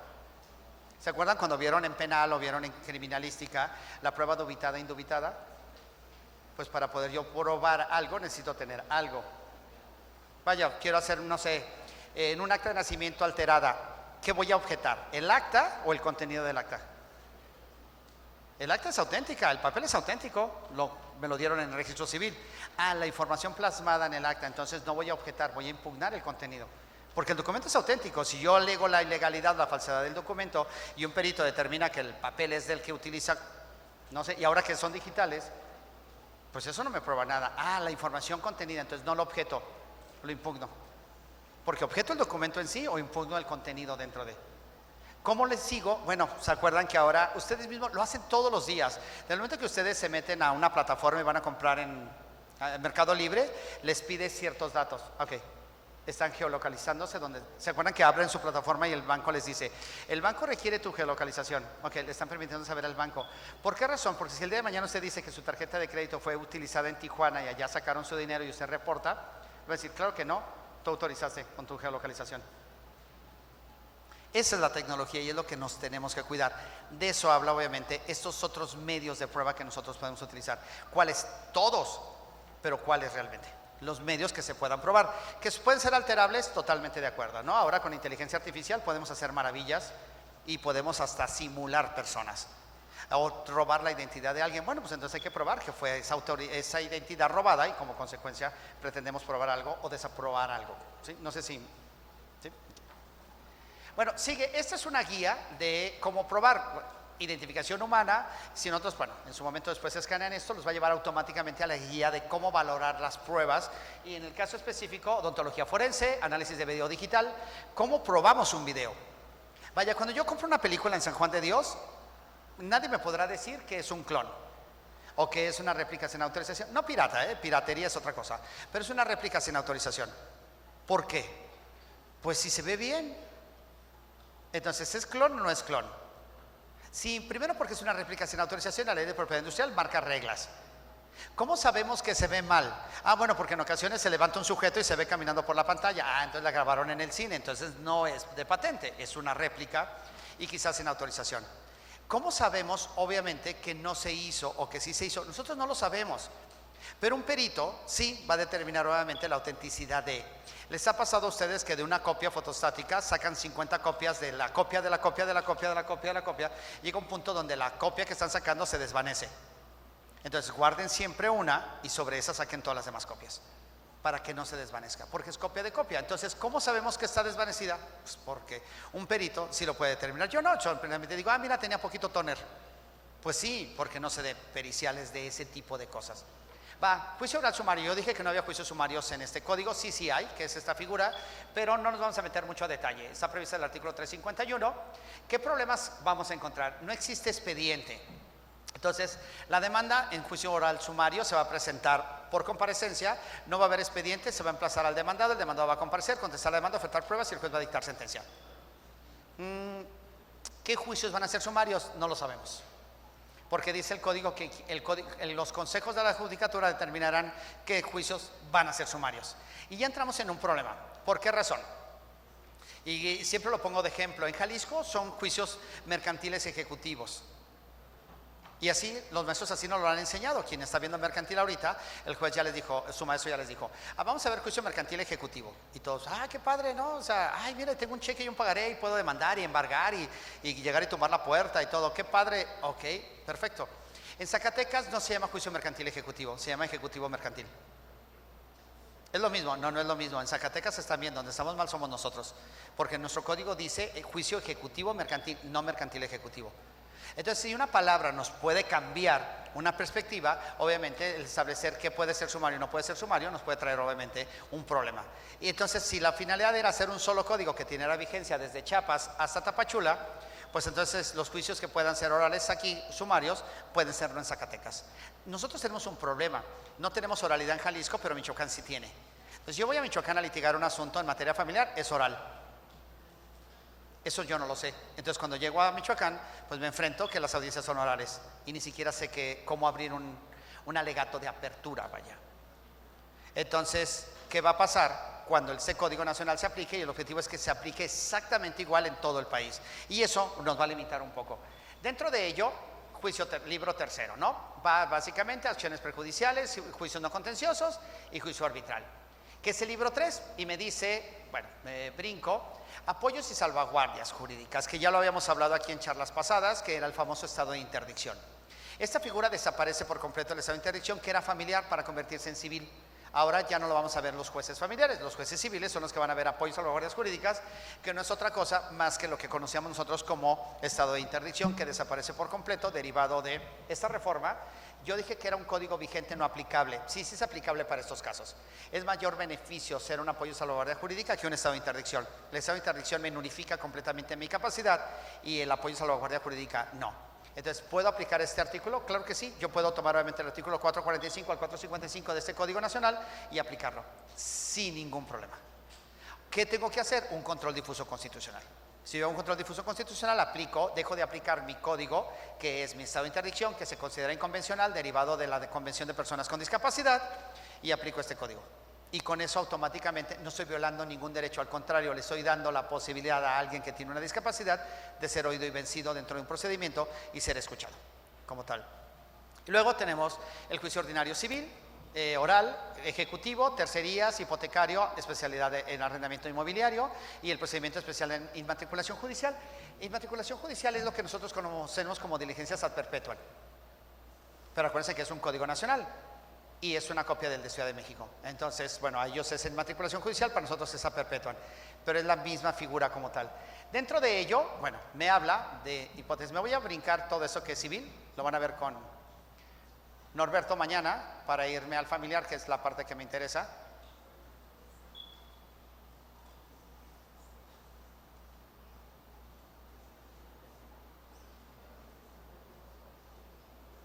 Ok, libro 4, mis disposiciones en materia familiar, igual código QR, si escanean ese código QR les va a dar todas las diapositivas solo del libro 4.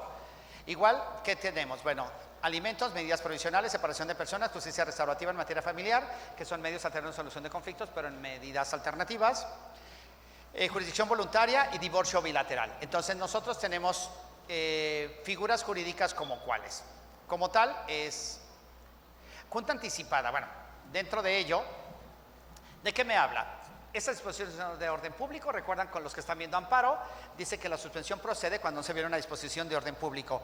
Obviamente son de orden público y como consecuencia no hay suspensión.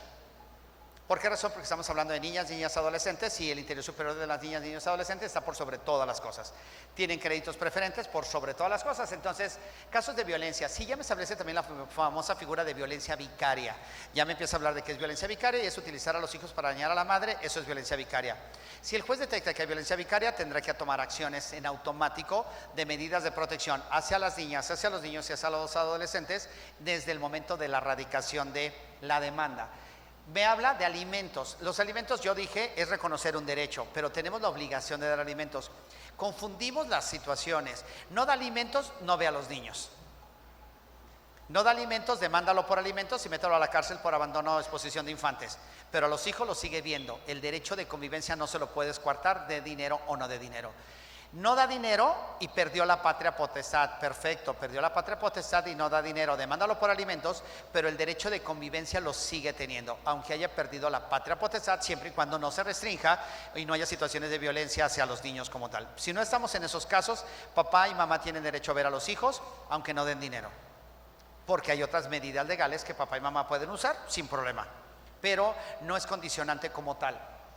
Me dice medidas de protección, separación de personas y justicia restaurativa. Separación de personas, 221 a 229 del Código de Procedimientos Civiles del Estado de Jalisco, establecido en este código, me dice la regla. Es cuando yo tengo un problema y voy a demandar a mi cónyuge, puedo separarla del domicilio conyugal. Cónyuges, no estamos hablando de cualquier persona, no a la concubina, no a mi hermano o no a mi sobrino. Es separación de cónyuges. En mi código tradicional, en este código no, en este código habla de separación de personas. Cualquier persona que yo quiera separar, quiero sacar a mi padre de la casa porque me violenta y violenta a mi madre, pero mi madre no lo quiere sacar, puedo promover yo una separación de personas y sacar a mi padre de la casa. Mi padre, yo lo violento o violento a mi madre, sí, bajo la regla de separación de cónyuges, pues no es mi cónyuge, es mi papá y mi mamá. Sí, separación de personas. Puedo ir, presentar una demanda y solicitar saquen a mi papá o saquen a mi hijo de la casa porque me violenta. Siempre y cuando sea mayor de edad. Si es menor de edad, pues tengo la patria potestad de la tutela. Si es mayor de edad, lo puedo sacar sin problema. ¿Qué tiene de novedoso la separación de personas en materia familiar? Que lo puede hacer cualquier persona, no necesariamente tiene que ser la persona interesada. Obviamente la señora no va a ir a demandar la separación de personas, pues porque si el sujeto se entera, si así la golpea, pues obviamente la va a violentar. Puede ser por medio de terceras personas. Comparece mi vecina, presenta la demanda, lleva 2 testigos, se acredita el hecho, el juez va y separa al sujeto o a la sujeta de la casa sin problema. ¿Qué va a ser la condicionante? Preguntarle, oiga Lupita, su vecina promovió una separación de personas, ¿la ratifica? Sí, perfecto, señor, tiene 5 minutos para salirse de la casa. No lo ratifico, pues me voy. O sea, porque la medida que yo dicté, obviamente no se está ratificando por quien realmente ha sido vulnerado como tal. Riesgoso, demasiado riesgoso. Porque si alguien, vaya, mi vecina no me soporta, va y presenta la demanda, me hace una separación de personas y el acto de molestia me lo va a generar. Sí, obviamente mintió y esa es una falsedad, nos términos del 168, pero mientras no lleguemos a ese punto, puede causarme un acto de molestia. Justicia restaurativa. El objetivo específico, yo dije, los juicios acortarlos. Me brinqué una parte. Cuando yo hablaba de se dicta la sentencia, en el sistema tradicional, si la sentencia no se impugna, obviamente queda firme y se ejecuta. 5 días para que cumplas voluntariamente, no cumples, la ejecuto y te saco. O te embargo o te quito. O te lanzo, sin problema. En este código no. En este código, una vez que se dicta la sentencia y queda firme, el juez, previo a ejecutar la sentencia, va a fijar una audiencia de explicación de sentencia, donde va a invitar a las partes a sentarse y les va a decir, cumpla por favor la sentencia. Mire, es que si no cumple, lo voy a ir a sacar, me va a dar pena sacarle sus cosas a la calle. ¿Cuánto tiempo quiere para cumplir? 15 días. ¿Acepta 15 días? Ah, perfecto, 15 días nos vemos. Hay que recordar que es humanista este código, entonces ya no se va a ejecutar como lo hacíamos, llégale a las 6 de la mañana para que se le quite y va a estar dormido y sácale todas las cosas a la calle y llévate el perro. Ya no va a ser tan sencillo como lo hacíamos. ¿Por qué razón? Pues porque obviamente estamos juzgando con perspectiva de género y obviamente estamos tratando de personas. Ya no es esa situación de pequeños abusos que nosotros cometíamos como tal. Entonces se apuesta mucho a la justicia restaurativa. ¿De qué manera me vas a restaurar el daño? Nosotros tenemos una figura jurídica hace muchos años que se llamaba rapto. Era un tipo penal que estaba previsto en nuestro Código Penal, ya no existe la figura de rapto, y decía que el hombre que haya cometido la conducta de rapto hacia la mujer era un delito que se perseguía por querella de parte, pero automáticamente desaparecía el delito si la persona se casaba. Entonces, pregúntale a sus abuelos o a sus bisabuelos cómo checaban con su bisabuela. O iban a la plaza pública el domingo a dar vueltas en el kiosco y donde nadie los veía, ahí platicaban, o se iban a un rincón, o platicaban, mucha gente hablaba por un hoyito en la pared, porque no tenían el contacto con la persona. Si tenían el contacto con la persona, pues si ya le dio las manos, que no le habrá dado, ¿no? El estigma social siempre. Pero el rapto se salvaba con el matrimonio. Oye, pero no lo quiero, pero se va a casar contigo, te va a salvar el honor. Pero ¿cuál honor si ni me tocó? Pero te jaloneó en la plaza. Entonces todo el mundo vio que te jaloneó y como consecuencia socialmente ya te quemó. Entonces te tienes que casar con él. Pero no lo quiero. La única forma de que este delito desaparezca es casándote con él. Por eso desapareció, porque ahora ya no te la robas, ahora te roban, entonces ya la figura del rapto cambió totalmente, ¿no? Bajo estas condiciones, pues tendremos que ir estableciendo qué pretendemos. Otros procedimientos, declaración especial de ausencia. Otro punto importante, nosotros tenemos, fuera de la situación del país, en los términos del artículo 22 constitucional y en el propio 19 constitucional, tenemos la figura obviamente de la desaparición forzada de personas por autoridad o por particulares. Este Código Nacional trae ese capítulo dentro del rubro de derecho familiar, donde nos dice el artículo 20 transitorio que si en nuestra legislación, en Jalisco, en el caso de nosotros, no tuviéramos legislación de desaparición forzada de personas, tenemos que usar lo que diga este código. Pero nosotros sí tenemos una ley especial de declaración de ausencia por desaparición forzada de personas, que es muy diferente a la declaración de ausencia. Si la persona se fue a comprar cigarros a Singapur y no volvió, ese se fue a comprar cigarros y no volvió. Pero si esa persona fue levantada por desaparición forzada de personas y no aparece, es una figura totalmente distinta y es aplicable este caso. ¿Por qué razón? Bueno, porque desapareció, pero por desaparición forzada, no porque se hubiera querido ir a comprar cigarros a Singapur. Diferencia, acá nace de una denuncia de carácter penal y trae un resultado, nombrar un administrador y como consecuencia, obviamente, declarar la muerte, la presunción de muerte, lo mismo en la declaración de ausencia ordinaria. Se va el sujeto, 10 años después, 6 meses después no aparece, presumimos su muerte, se hace un acta de presunción de muerte, si aparece al año, dejamos sin efecto todo. Pero si la legislación del Estado donde se pretende aplicar esta figura no existe, vamos a aplicar lo que diga este código. En Jalisco sí tenemos ley de declaración de declaración de ausencia por desaparición forzada de personas, entonces tenemos una ley especial. De hecho, hay 3 juzgados en materia civil especializados en declaración de ausencia. Y de hecho, en Ciudad Niñez está el juzgado 11, que es solamente especializado en eso, en desaparición forzada de personas. Entonces, en Jalisco sí tenemos una figura jurídica y también obviamente lo tenemos jurisdiccionalmente hablando. La Institución Nacional de Niñas, Niños y Adolescentes, lo que establecemos las famosas alertas Amber. En México no se da tanto las alertas Amber, pero en Estados Unidos, en cuanto ustedes cruzan, automáticamente la empresa de telefonía les empieza a mandar todas las alertas Amber que hay en el país. Y dices, ¿a mí para qué me las da? Porque estás en mi país y la persona desapareció en mi país. Entonces, para que si la ves o inmediatamente lo reportes. Nosotros tenemos solamente conexiones con Interpol para efectos de recuperar niños en el extranjero y alertas Amber. ¿Funciona o no funciona? Bueno, es una materia distinta, pero la figura de la restitución de niñas, niños y adolescentes en el extranjero se da bastante por la doble nacionalidad. La mamá es americana, el papá es mexicano, se viene a México, se trae al niño y puede traérselo de su papá. Mientras no le restrinjan esa custodia o esa patria potestad, es el papá. Nos traemos al niño y luego la mamá quiere que se lo restituyan, demanda en Estados Unidos, en Canadá o en cualquier parte del mundo, obviamente la restitución, un juez dicta una sentencia en aquel país y se ejecuta aquí. Las sentencias dictadas en México surten efectos en cualquier parte del mundo, siempre y cuando hay un convenio de colaboración con el país, pero una sentencia dictada en el extranjero surte efectos en México sin ningún problema. Alguien se casó en Las Vegas, se divorcia aquí, surte efectos. Alguien se casó en París y se divorcia aquí y su sentencia surte efectos jurídicos aquí. Alguien se casó en España y se divorcia en España y la persona vive en México, surte efectos jurídicos en México, sin ningún problema. ¿Qué tenemos? Bueno, este código, yo dije que era un código demasiado ambicioso, es un código que aún no entra en vigor, pero ya tiene 2 reformas. No entra en vigor, ya tiene 2 reformas y más tiene una acción de inconstitucionalidad. O sea, ni siquiera entró en vigor y ya tiene problemas el propio código. De esa acción de inconstitucionalidad tiene que ver con el artículo 554, que es violencia vicaria. Se fijan, la violencia vicaria es entendida como la violencia ejercida a las mujeres, contra las mujeres a través de los hijos por la autoridad jurisdiccional o los padres. Pero ¿qué pasa si la madre violenta al marido con los hijos? Esa figura no existe. Entonces solamente me habla de violencia vicaria hacia la mujer, pero no de violencia hacia el padre, que también pueden ser violentados. Y ocurre más de lo que se imaginan. Pero bueno, de entrada ya está como tal.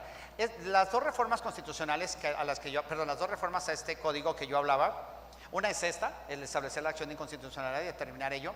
Y la otra creo que la reforma es adecuada. Cuando un niño nace en Estados Unidos o nace en China, pero es de papás mexicanos, cuando nosotros queremos hacer la doble nacionalidad del acta de nacimiento mexicana y el acta de nacimiento china, tenemos que traer el acta de nacimiento china traducida al español y apostillada.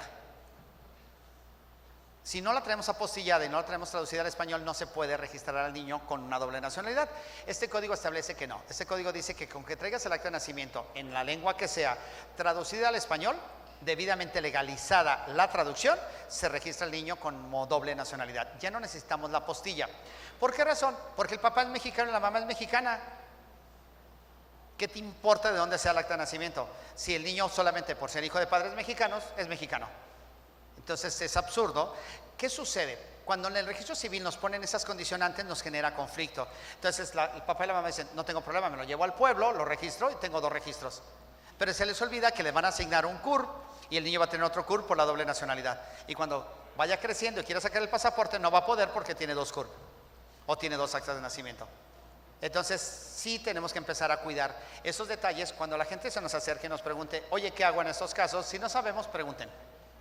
El abogado siempre sabe todo. En cuanto el cliente se vaya, le hablen a un abogado y le preguntenle, oye, ¿tú qué harías en este caso? ¿No? Pero jamás vamos a decir que no sabemos. Pero tampoco vamos a mal asesorar a alguien. Ok, la demanda, en los términos ¿se acuerdan del 235 del libro 2? Este es el 664 del Código Nacional. Me dice, la demanda podrá iniciar por escrito o por comparecencia. Ya tenemos un problema. Por escrito no hay problema, contratamos un abogado que es persona autorizada, hace la demanda, no requiere formalidad, no requiere la formalidad del 235, por eso quise tocar el 235. Dice que con que yo sea plenamente claro en lo que pretendo y el resultado que espero es más que suficiente. No requiere formalidad. ¿Por qué razón? Porque es derecho familiar. Hay suplencia de queja a favor de niñas, niños, adolescentes o personas con discapacidad o personas en situación de vulnerabilidad. Entonces no me requiere formalidad, puede ser por comparecencia o por escrito. Debe precisar hechos y ofrecer pruebas y documentos relacionados con los hechos. Nada más, no me requiere una formalidad de sé juez, por medio de la presente vengo, comparezco y expongo. Que en mi carácter por mi propio derecho vengo a demandar a fulanito de tal en representación de mis hijos por bla, bla, bla, bla, bla y hechos. Fíjese, señor juez, que yo me casé. ¿Qué quieres? Divorciarte, perfecto. ¿Quieres los hijos? Ok, dime qué quieres. Ah, la custodia, perfecto. Solicito la custodia de mis hijos porque el padre es un irresponsable. Ah, perfecto, entonces dime eso. Ofértame pruebas.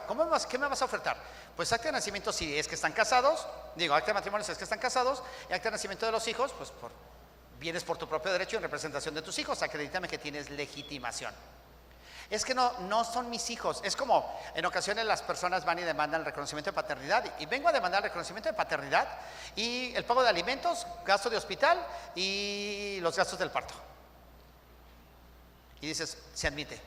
Pero no dijo nada de los alimentos. Pues claro que no, ni siquiera hemos declarado que es hijo del sujeto. ¿Y tú ya quieres que lo condene a pagar alimentos? Claro que no. Una vez que se ha acreditado que sí es hijo de él, lo condeno a los alimentos caídos. Pero mientras tanto, no. Es que vengo a pelear que tengo derecho a alimentos porque soy concubina. ¿Y el concubinato? No lo he declarado.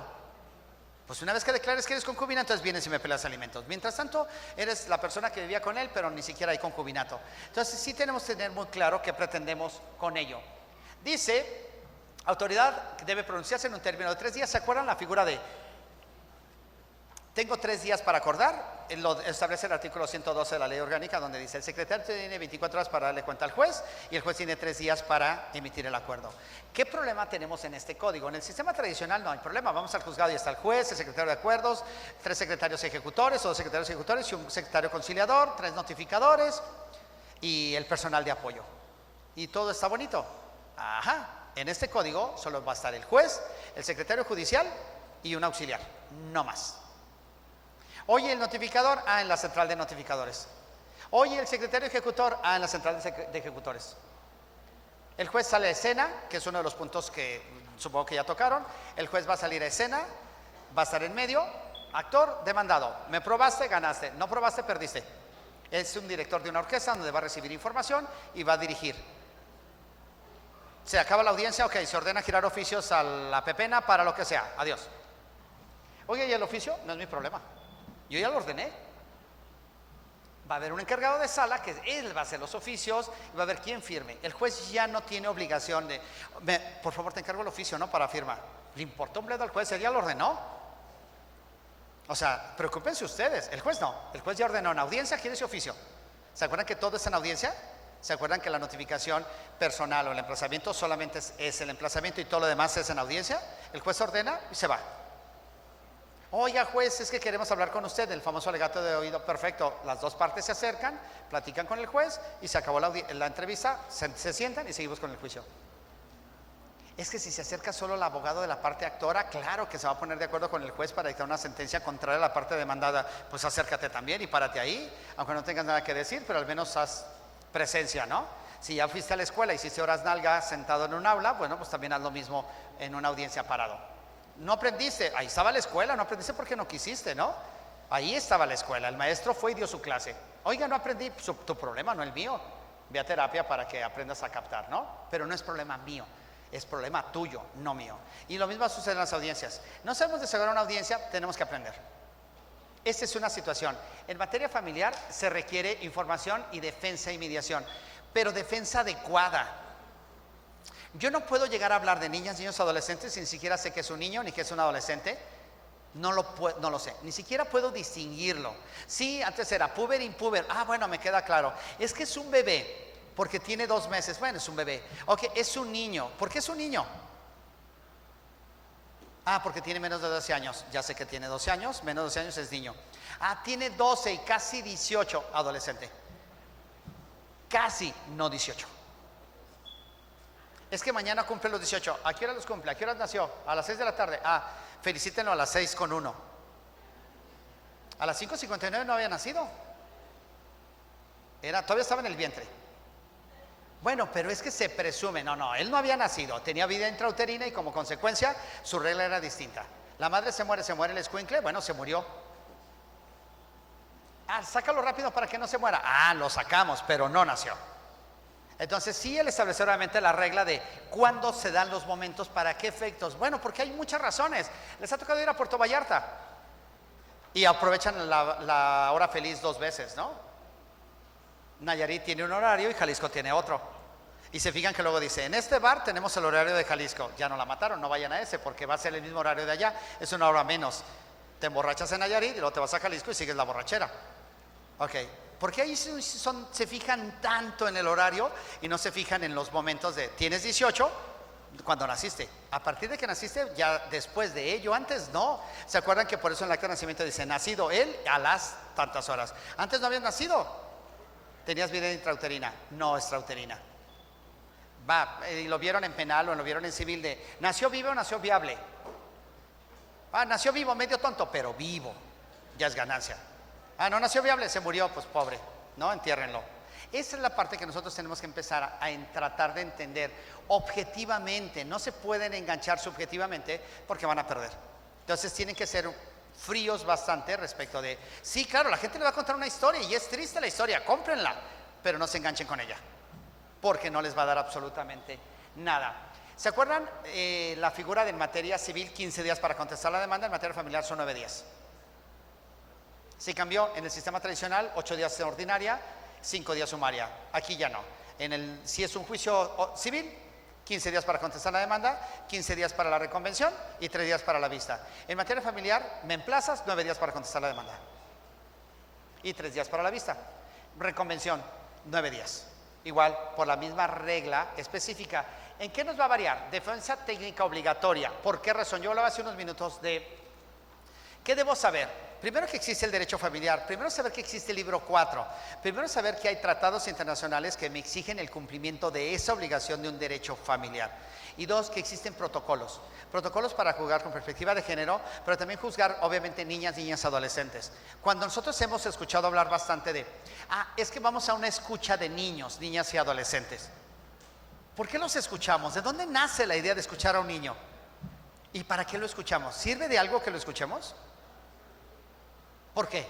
¿Porque el código lo dice? No, porque forman parte de un juicio. Y quieran o no, están en medio. Tengo a papá y tengo a mamá, y el niño está aquí. Mamá no quiere ver que vea al papá, y papá sí quiere ver al niño. Ok, vamos escuchando al niño, ¿qué quiere?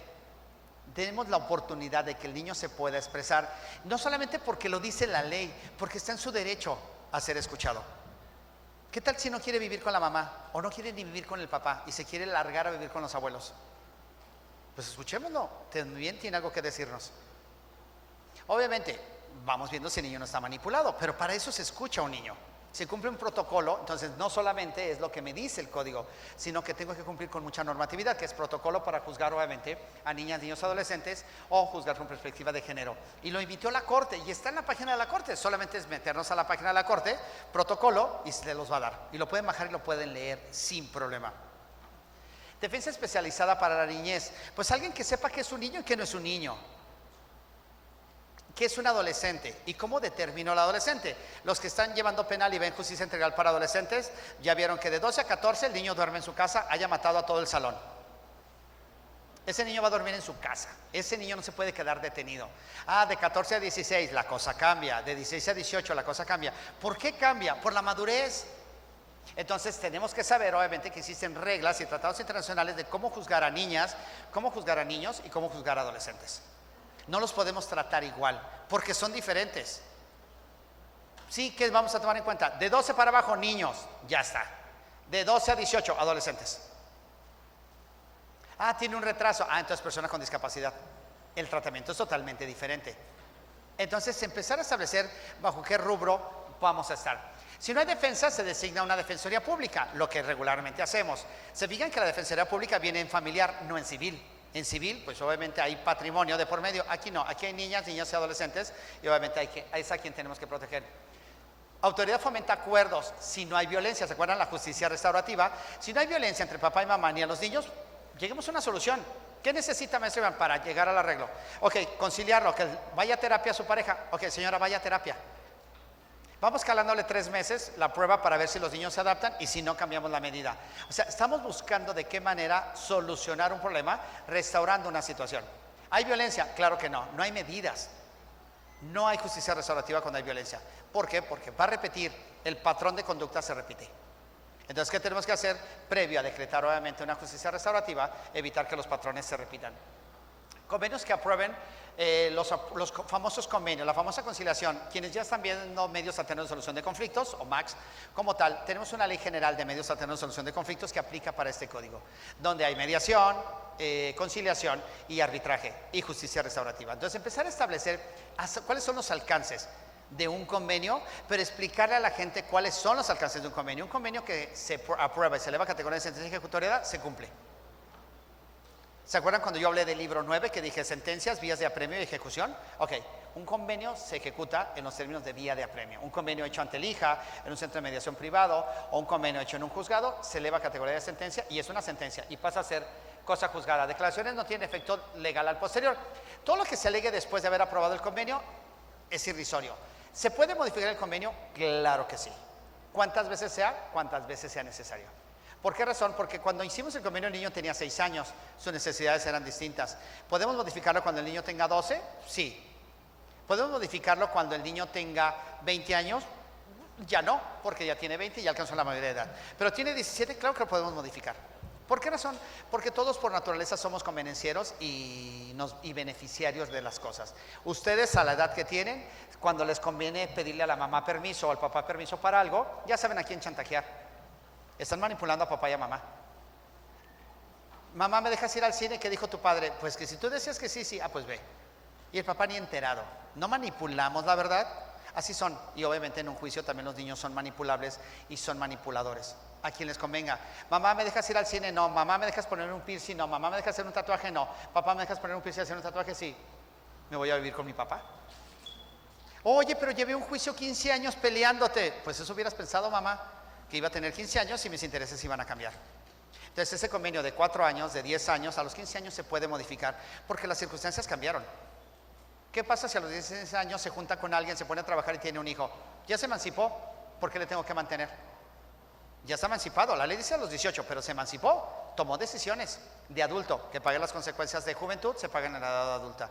Entonces, ese convenio se tiene que modificar, ese convenio se tiene que extinguir en algún momento dado. Cumplió 18 y no siguió estudiando, se acabó la obligación de dar alimentos. Bueno, pero es que va a entrar a estudiar gastronomía. Nadie de gastronomía aquí, ¿verdad? Y iba a criticar, pero Enrique desde León tiene gastronomía. Sí, ¿verdad? Ok, no. Voy a criticar otra. No sé, pero no hay cultura física y deporte, ¿no? Ok, va, imagínense preocupado. No inventes, Liceda, reprobé bebe leche. No inventes, me fui a extraordinario en baloncesto. O sea, ¿y cómo le hago, no? O avioncito, o sea, no me salió bien el avioncito y brinqué mal y pesé raya y me mandó extraordinario el maestro, ¿no? Entonces me pregunto qué materias puedes reprobar en esa carrera. Pero bueno, existen como tal. O sea, obviamente te metes a cultura física y deporte, sí, pero me metí a estudiar un curso de macramé en Liverpool. Eso no es estudiar. Eso es tomar un curso de macramé en Liverpool. Sí, de 18 a 25 se estudió dentro del Sistema Nacional de Educación. Esta carrera está reconocida por la Secretaría de Educación Pública, tiene valor. Es que es un curso de paramédicos por la Cruz Verde o la Cruz Roja. Eso no tiene valor. ¿Está reconocido como tal? Sí tiene valor.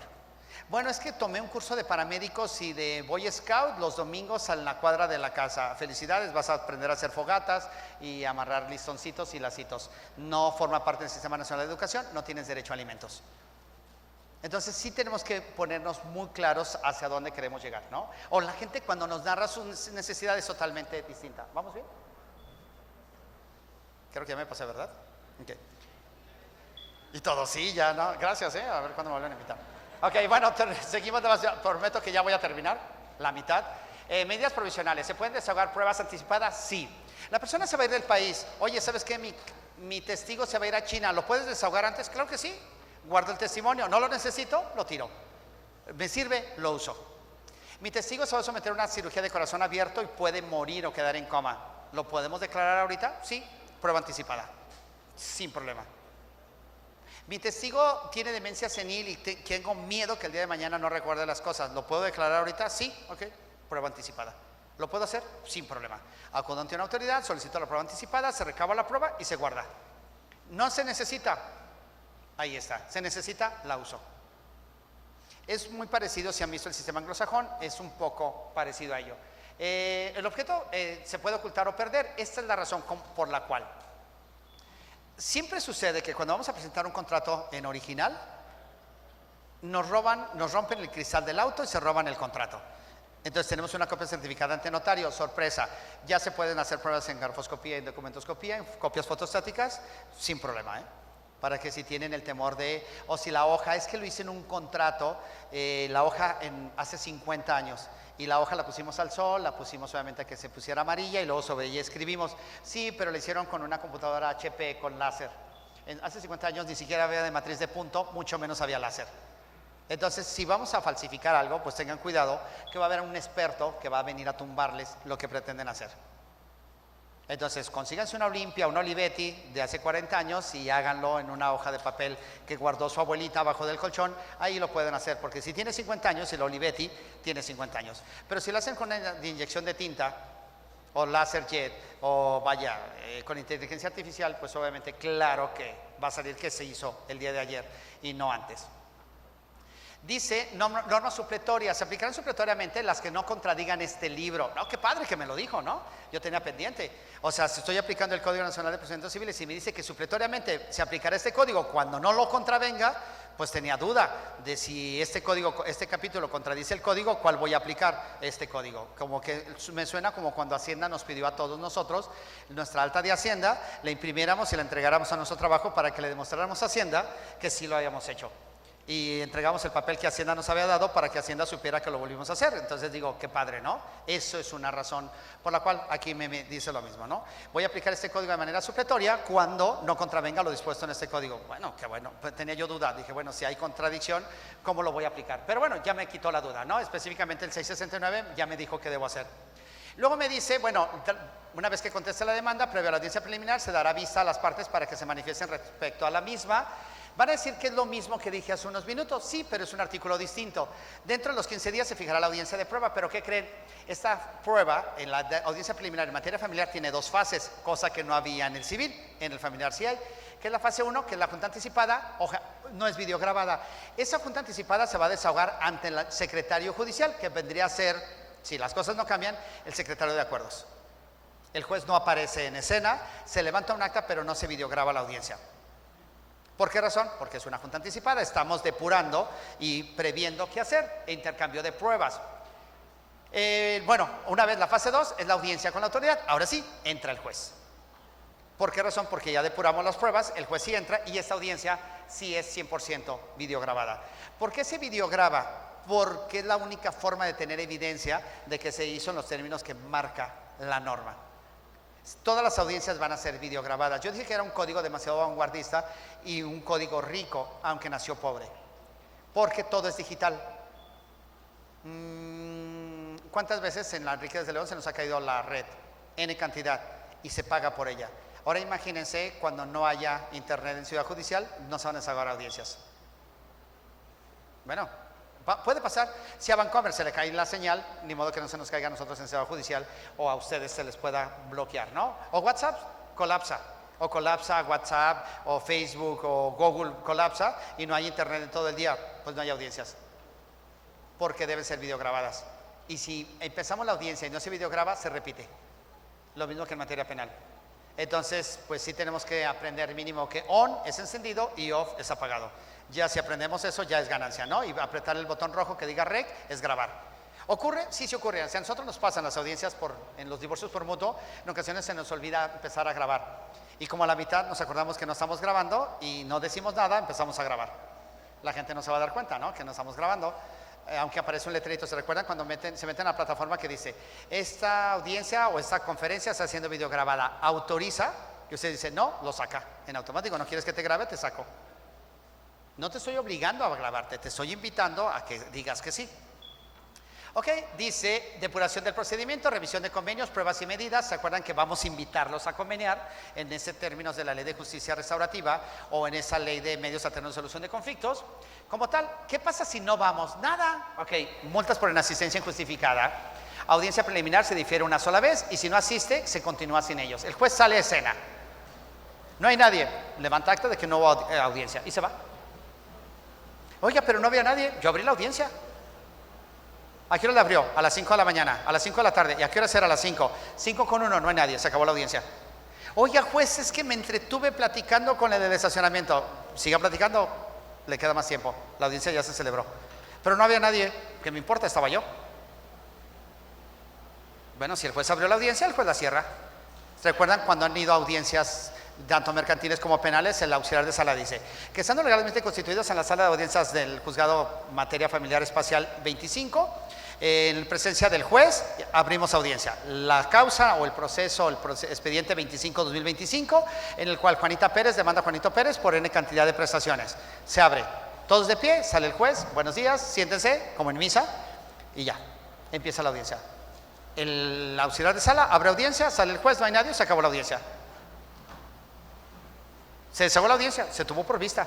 No llegaron las partes, problema de las vistas. Es que no les notificamos en la audiencia preliminar, les dijimos que había una audiencia de juicio hoy. No llegaron, su problema. El juez no se tiene por qué preocupar si las partes llegan o no llegan. El problema es de ustedes, no del juez. O mío, vaya, si yo fuera litigante.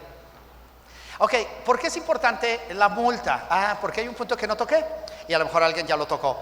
Hay un fondo.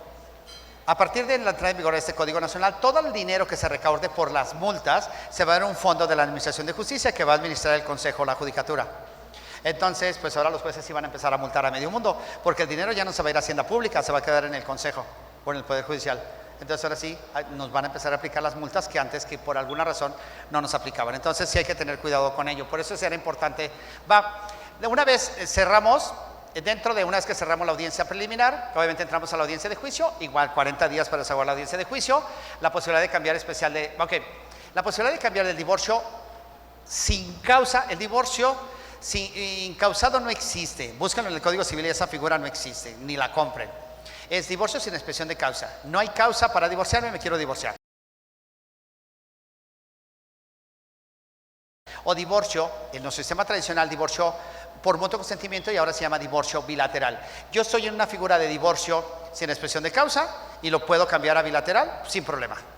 ¿Qué diferencia va a haber entre bilateral y divorcio por mutuo consentimiento? En el divorcio por mutuo consentimiento tengo que presentar la solicitud firmada por las dos partes, un convenio, un certificado de un embarazo, actas de nacimiento de los cónyuges, acta de nacimiento de los hijos y acta de matrimonio. Se radica, se fija una fecha para una audiencia de ratificación, una junta de avenimiento y dictado de sentencia, y como es civil ordinario de tramitación especial, 30 días. Entonces nos llevamos como 45 días, 2 meses para divorciarnos. Este código se llama divorcio bilateral. No me pide certificado de un embarazo, y ya lo hemos discutido en charlas pasadas el por qué no. No me pide actas de nacimiento de los cónyuges, solamente me pide acta de matrimonio y acta de nacimiento de los hijos, si es que los hay. En una sola audiencia, el juez radica, da vista a las procuradurías, Pepena y Procosocial, 10 días, desahoga audiencia de ratificación de convenio, ya no hay avenimiento. El avenimiento es convencerte a no divorciarte. Si ahora es más fácil divorciarte que casarte, ¿para qué te quiero convencer que no te divorcies, no? Es tu problema y tu decisión. Ratificación, ratificas el convenio, el juez dicta sentencia. Y en ese momento te entrego los oficios para que vayas al registro civil y te den tu acta de divorcio. En 15 días, 22 días están divorciados, sin mayor complejidad. Entonces, el objetivo es ser menos complejo dentro de este procedimiento para tal. En la audiencia de juicio, en el sistema familiar ordinario, igual, 10 minutos para la apertura de alegato de apertura. Desahogamos pruebas, las pruebas no preparadas se desechan. Por ejemplo, hoy nos llegó a nosotros un recurso de revisión presentado en amparo. Las partes presentan un disco con el recurso de revisión y el juez del sitio lo admite y nos da vista con el disco. De entrada, ¿por qué me da vista de un disco compacto? Ya ni se usan. 2, si ofertas una prueba debes otorgar los medios para el desahogo de la prueba. Mi computadora no corre CDs. ¿Cómo lo leo? Sí, claro, obviamente consigo un externo. Mi computadora no corre CDs. ¿Tú lo ofertaste? Pruébalo. O sea, ¿por qué yo tengo que conseguir un lector de discos compactos si yo no tengo? Esas son las situaciones que generan desfase. O sea, primero no le admites una prueba o un recurso de revisión en un disco CD. Admíteselo digitalmente, admíteselo en una memoria USB, o admíteselo en la nube y que me dé la liga para que yo lo baje. Admíteselo en un código QR, pero no en un disco compacto, cuando ya ni los carros traen para leer discos compactos. Entonces, bueno, no sé quién lo recibió, pero así entró el recurso de revisión y nos llegaron 2 discos compactos que ahora no sabemos qué hacer con ellos. Porque fueran regrabables, bueno, pues lo borras y grabas otra cosa, pero ni para eso sirven. Entonces se desahogan pruebas y alegatos de cierre y automáticamente el juez dictará la sentencia. ¿Qué ventajas tiene este código en materia familiar y parcialmente en civil? Como en materia administrativa. Te da la enfermedad y te da el antídoto.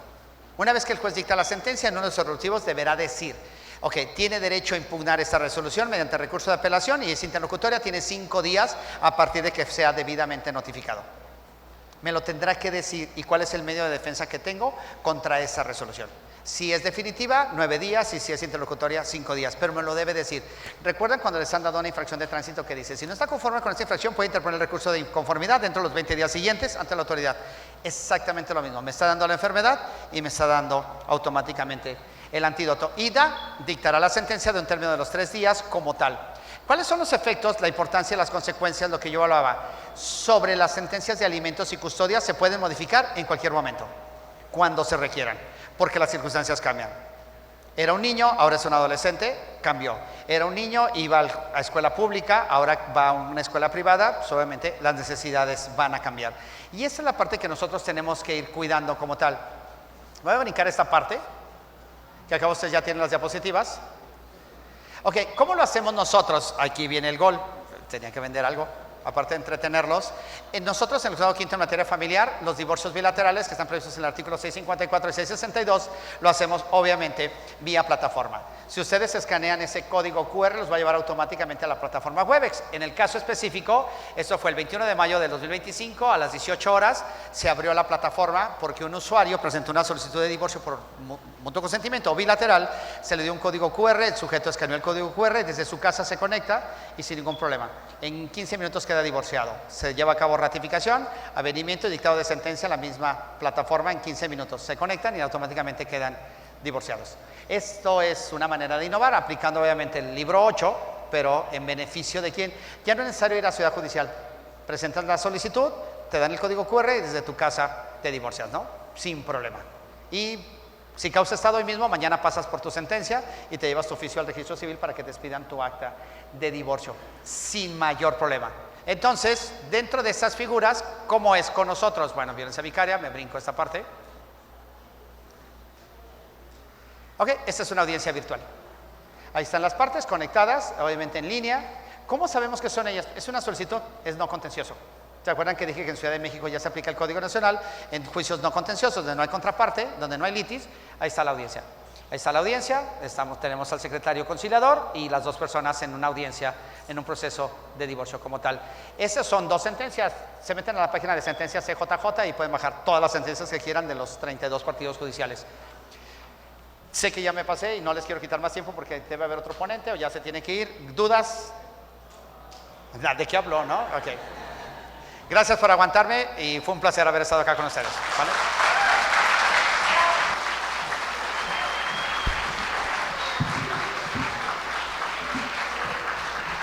Agradeciendo al doctor Ponce Barba esta muestra de conocimiento, voy a suplicar al maestro Jorge Antonio Rubalcaba Ramírez, en nombre de la institución, le haga entrega de un merecido reconocimiento al doctor Ponce Barba. Doctor, por favor.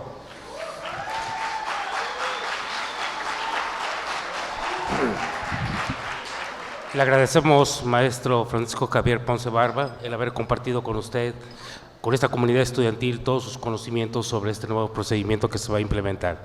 En nombre de la Universidad Enrique Díaz de León, le entregamos este pequeño reconocimiento por su conferencia denominada Implementación del Código Nacional de Procedimientos Civiles y Familiares, libro 3 y 4. Muchísimas gracias. También solicitamos la presencia de nuestro distinguido alumno Amit Sinha López Zavala para que le haga entrega de un presente a nuestro distinguido expositor. Señor juez, agradecemos profundamente su tiempo y la generosidad con la que hoy nos compartía su conocimiento. Como muestra de nuestro aprecio y reconocimiento, queremos hacerle entrega de este pequeño obsequio. De nueva cuenta, muchas gracias. Y con esas palmas de usted vamos a pedirle a nuestros compañeros de comunicación que se tomen la fotografía como prueba de este momento en el que el doctor Ponce Barba nos acompañó en esta cátedra universitaria, maestro Enrique Díaz de León. Nuestros compañeros se están preparando para que se tome la fotografía, acompañado por el doctor Rubalcaba y nuestro distinguido alumno Amit. Y desde luego al doctor Ponce Barba lo despedimos con esa ovación entrañable de toda la universidad, de toda la comunidad estudiantil, agradeciéndole infinitamente su tiempo y desde luego su amplio conocimiento del tema. Muchísimas gracias.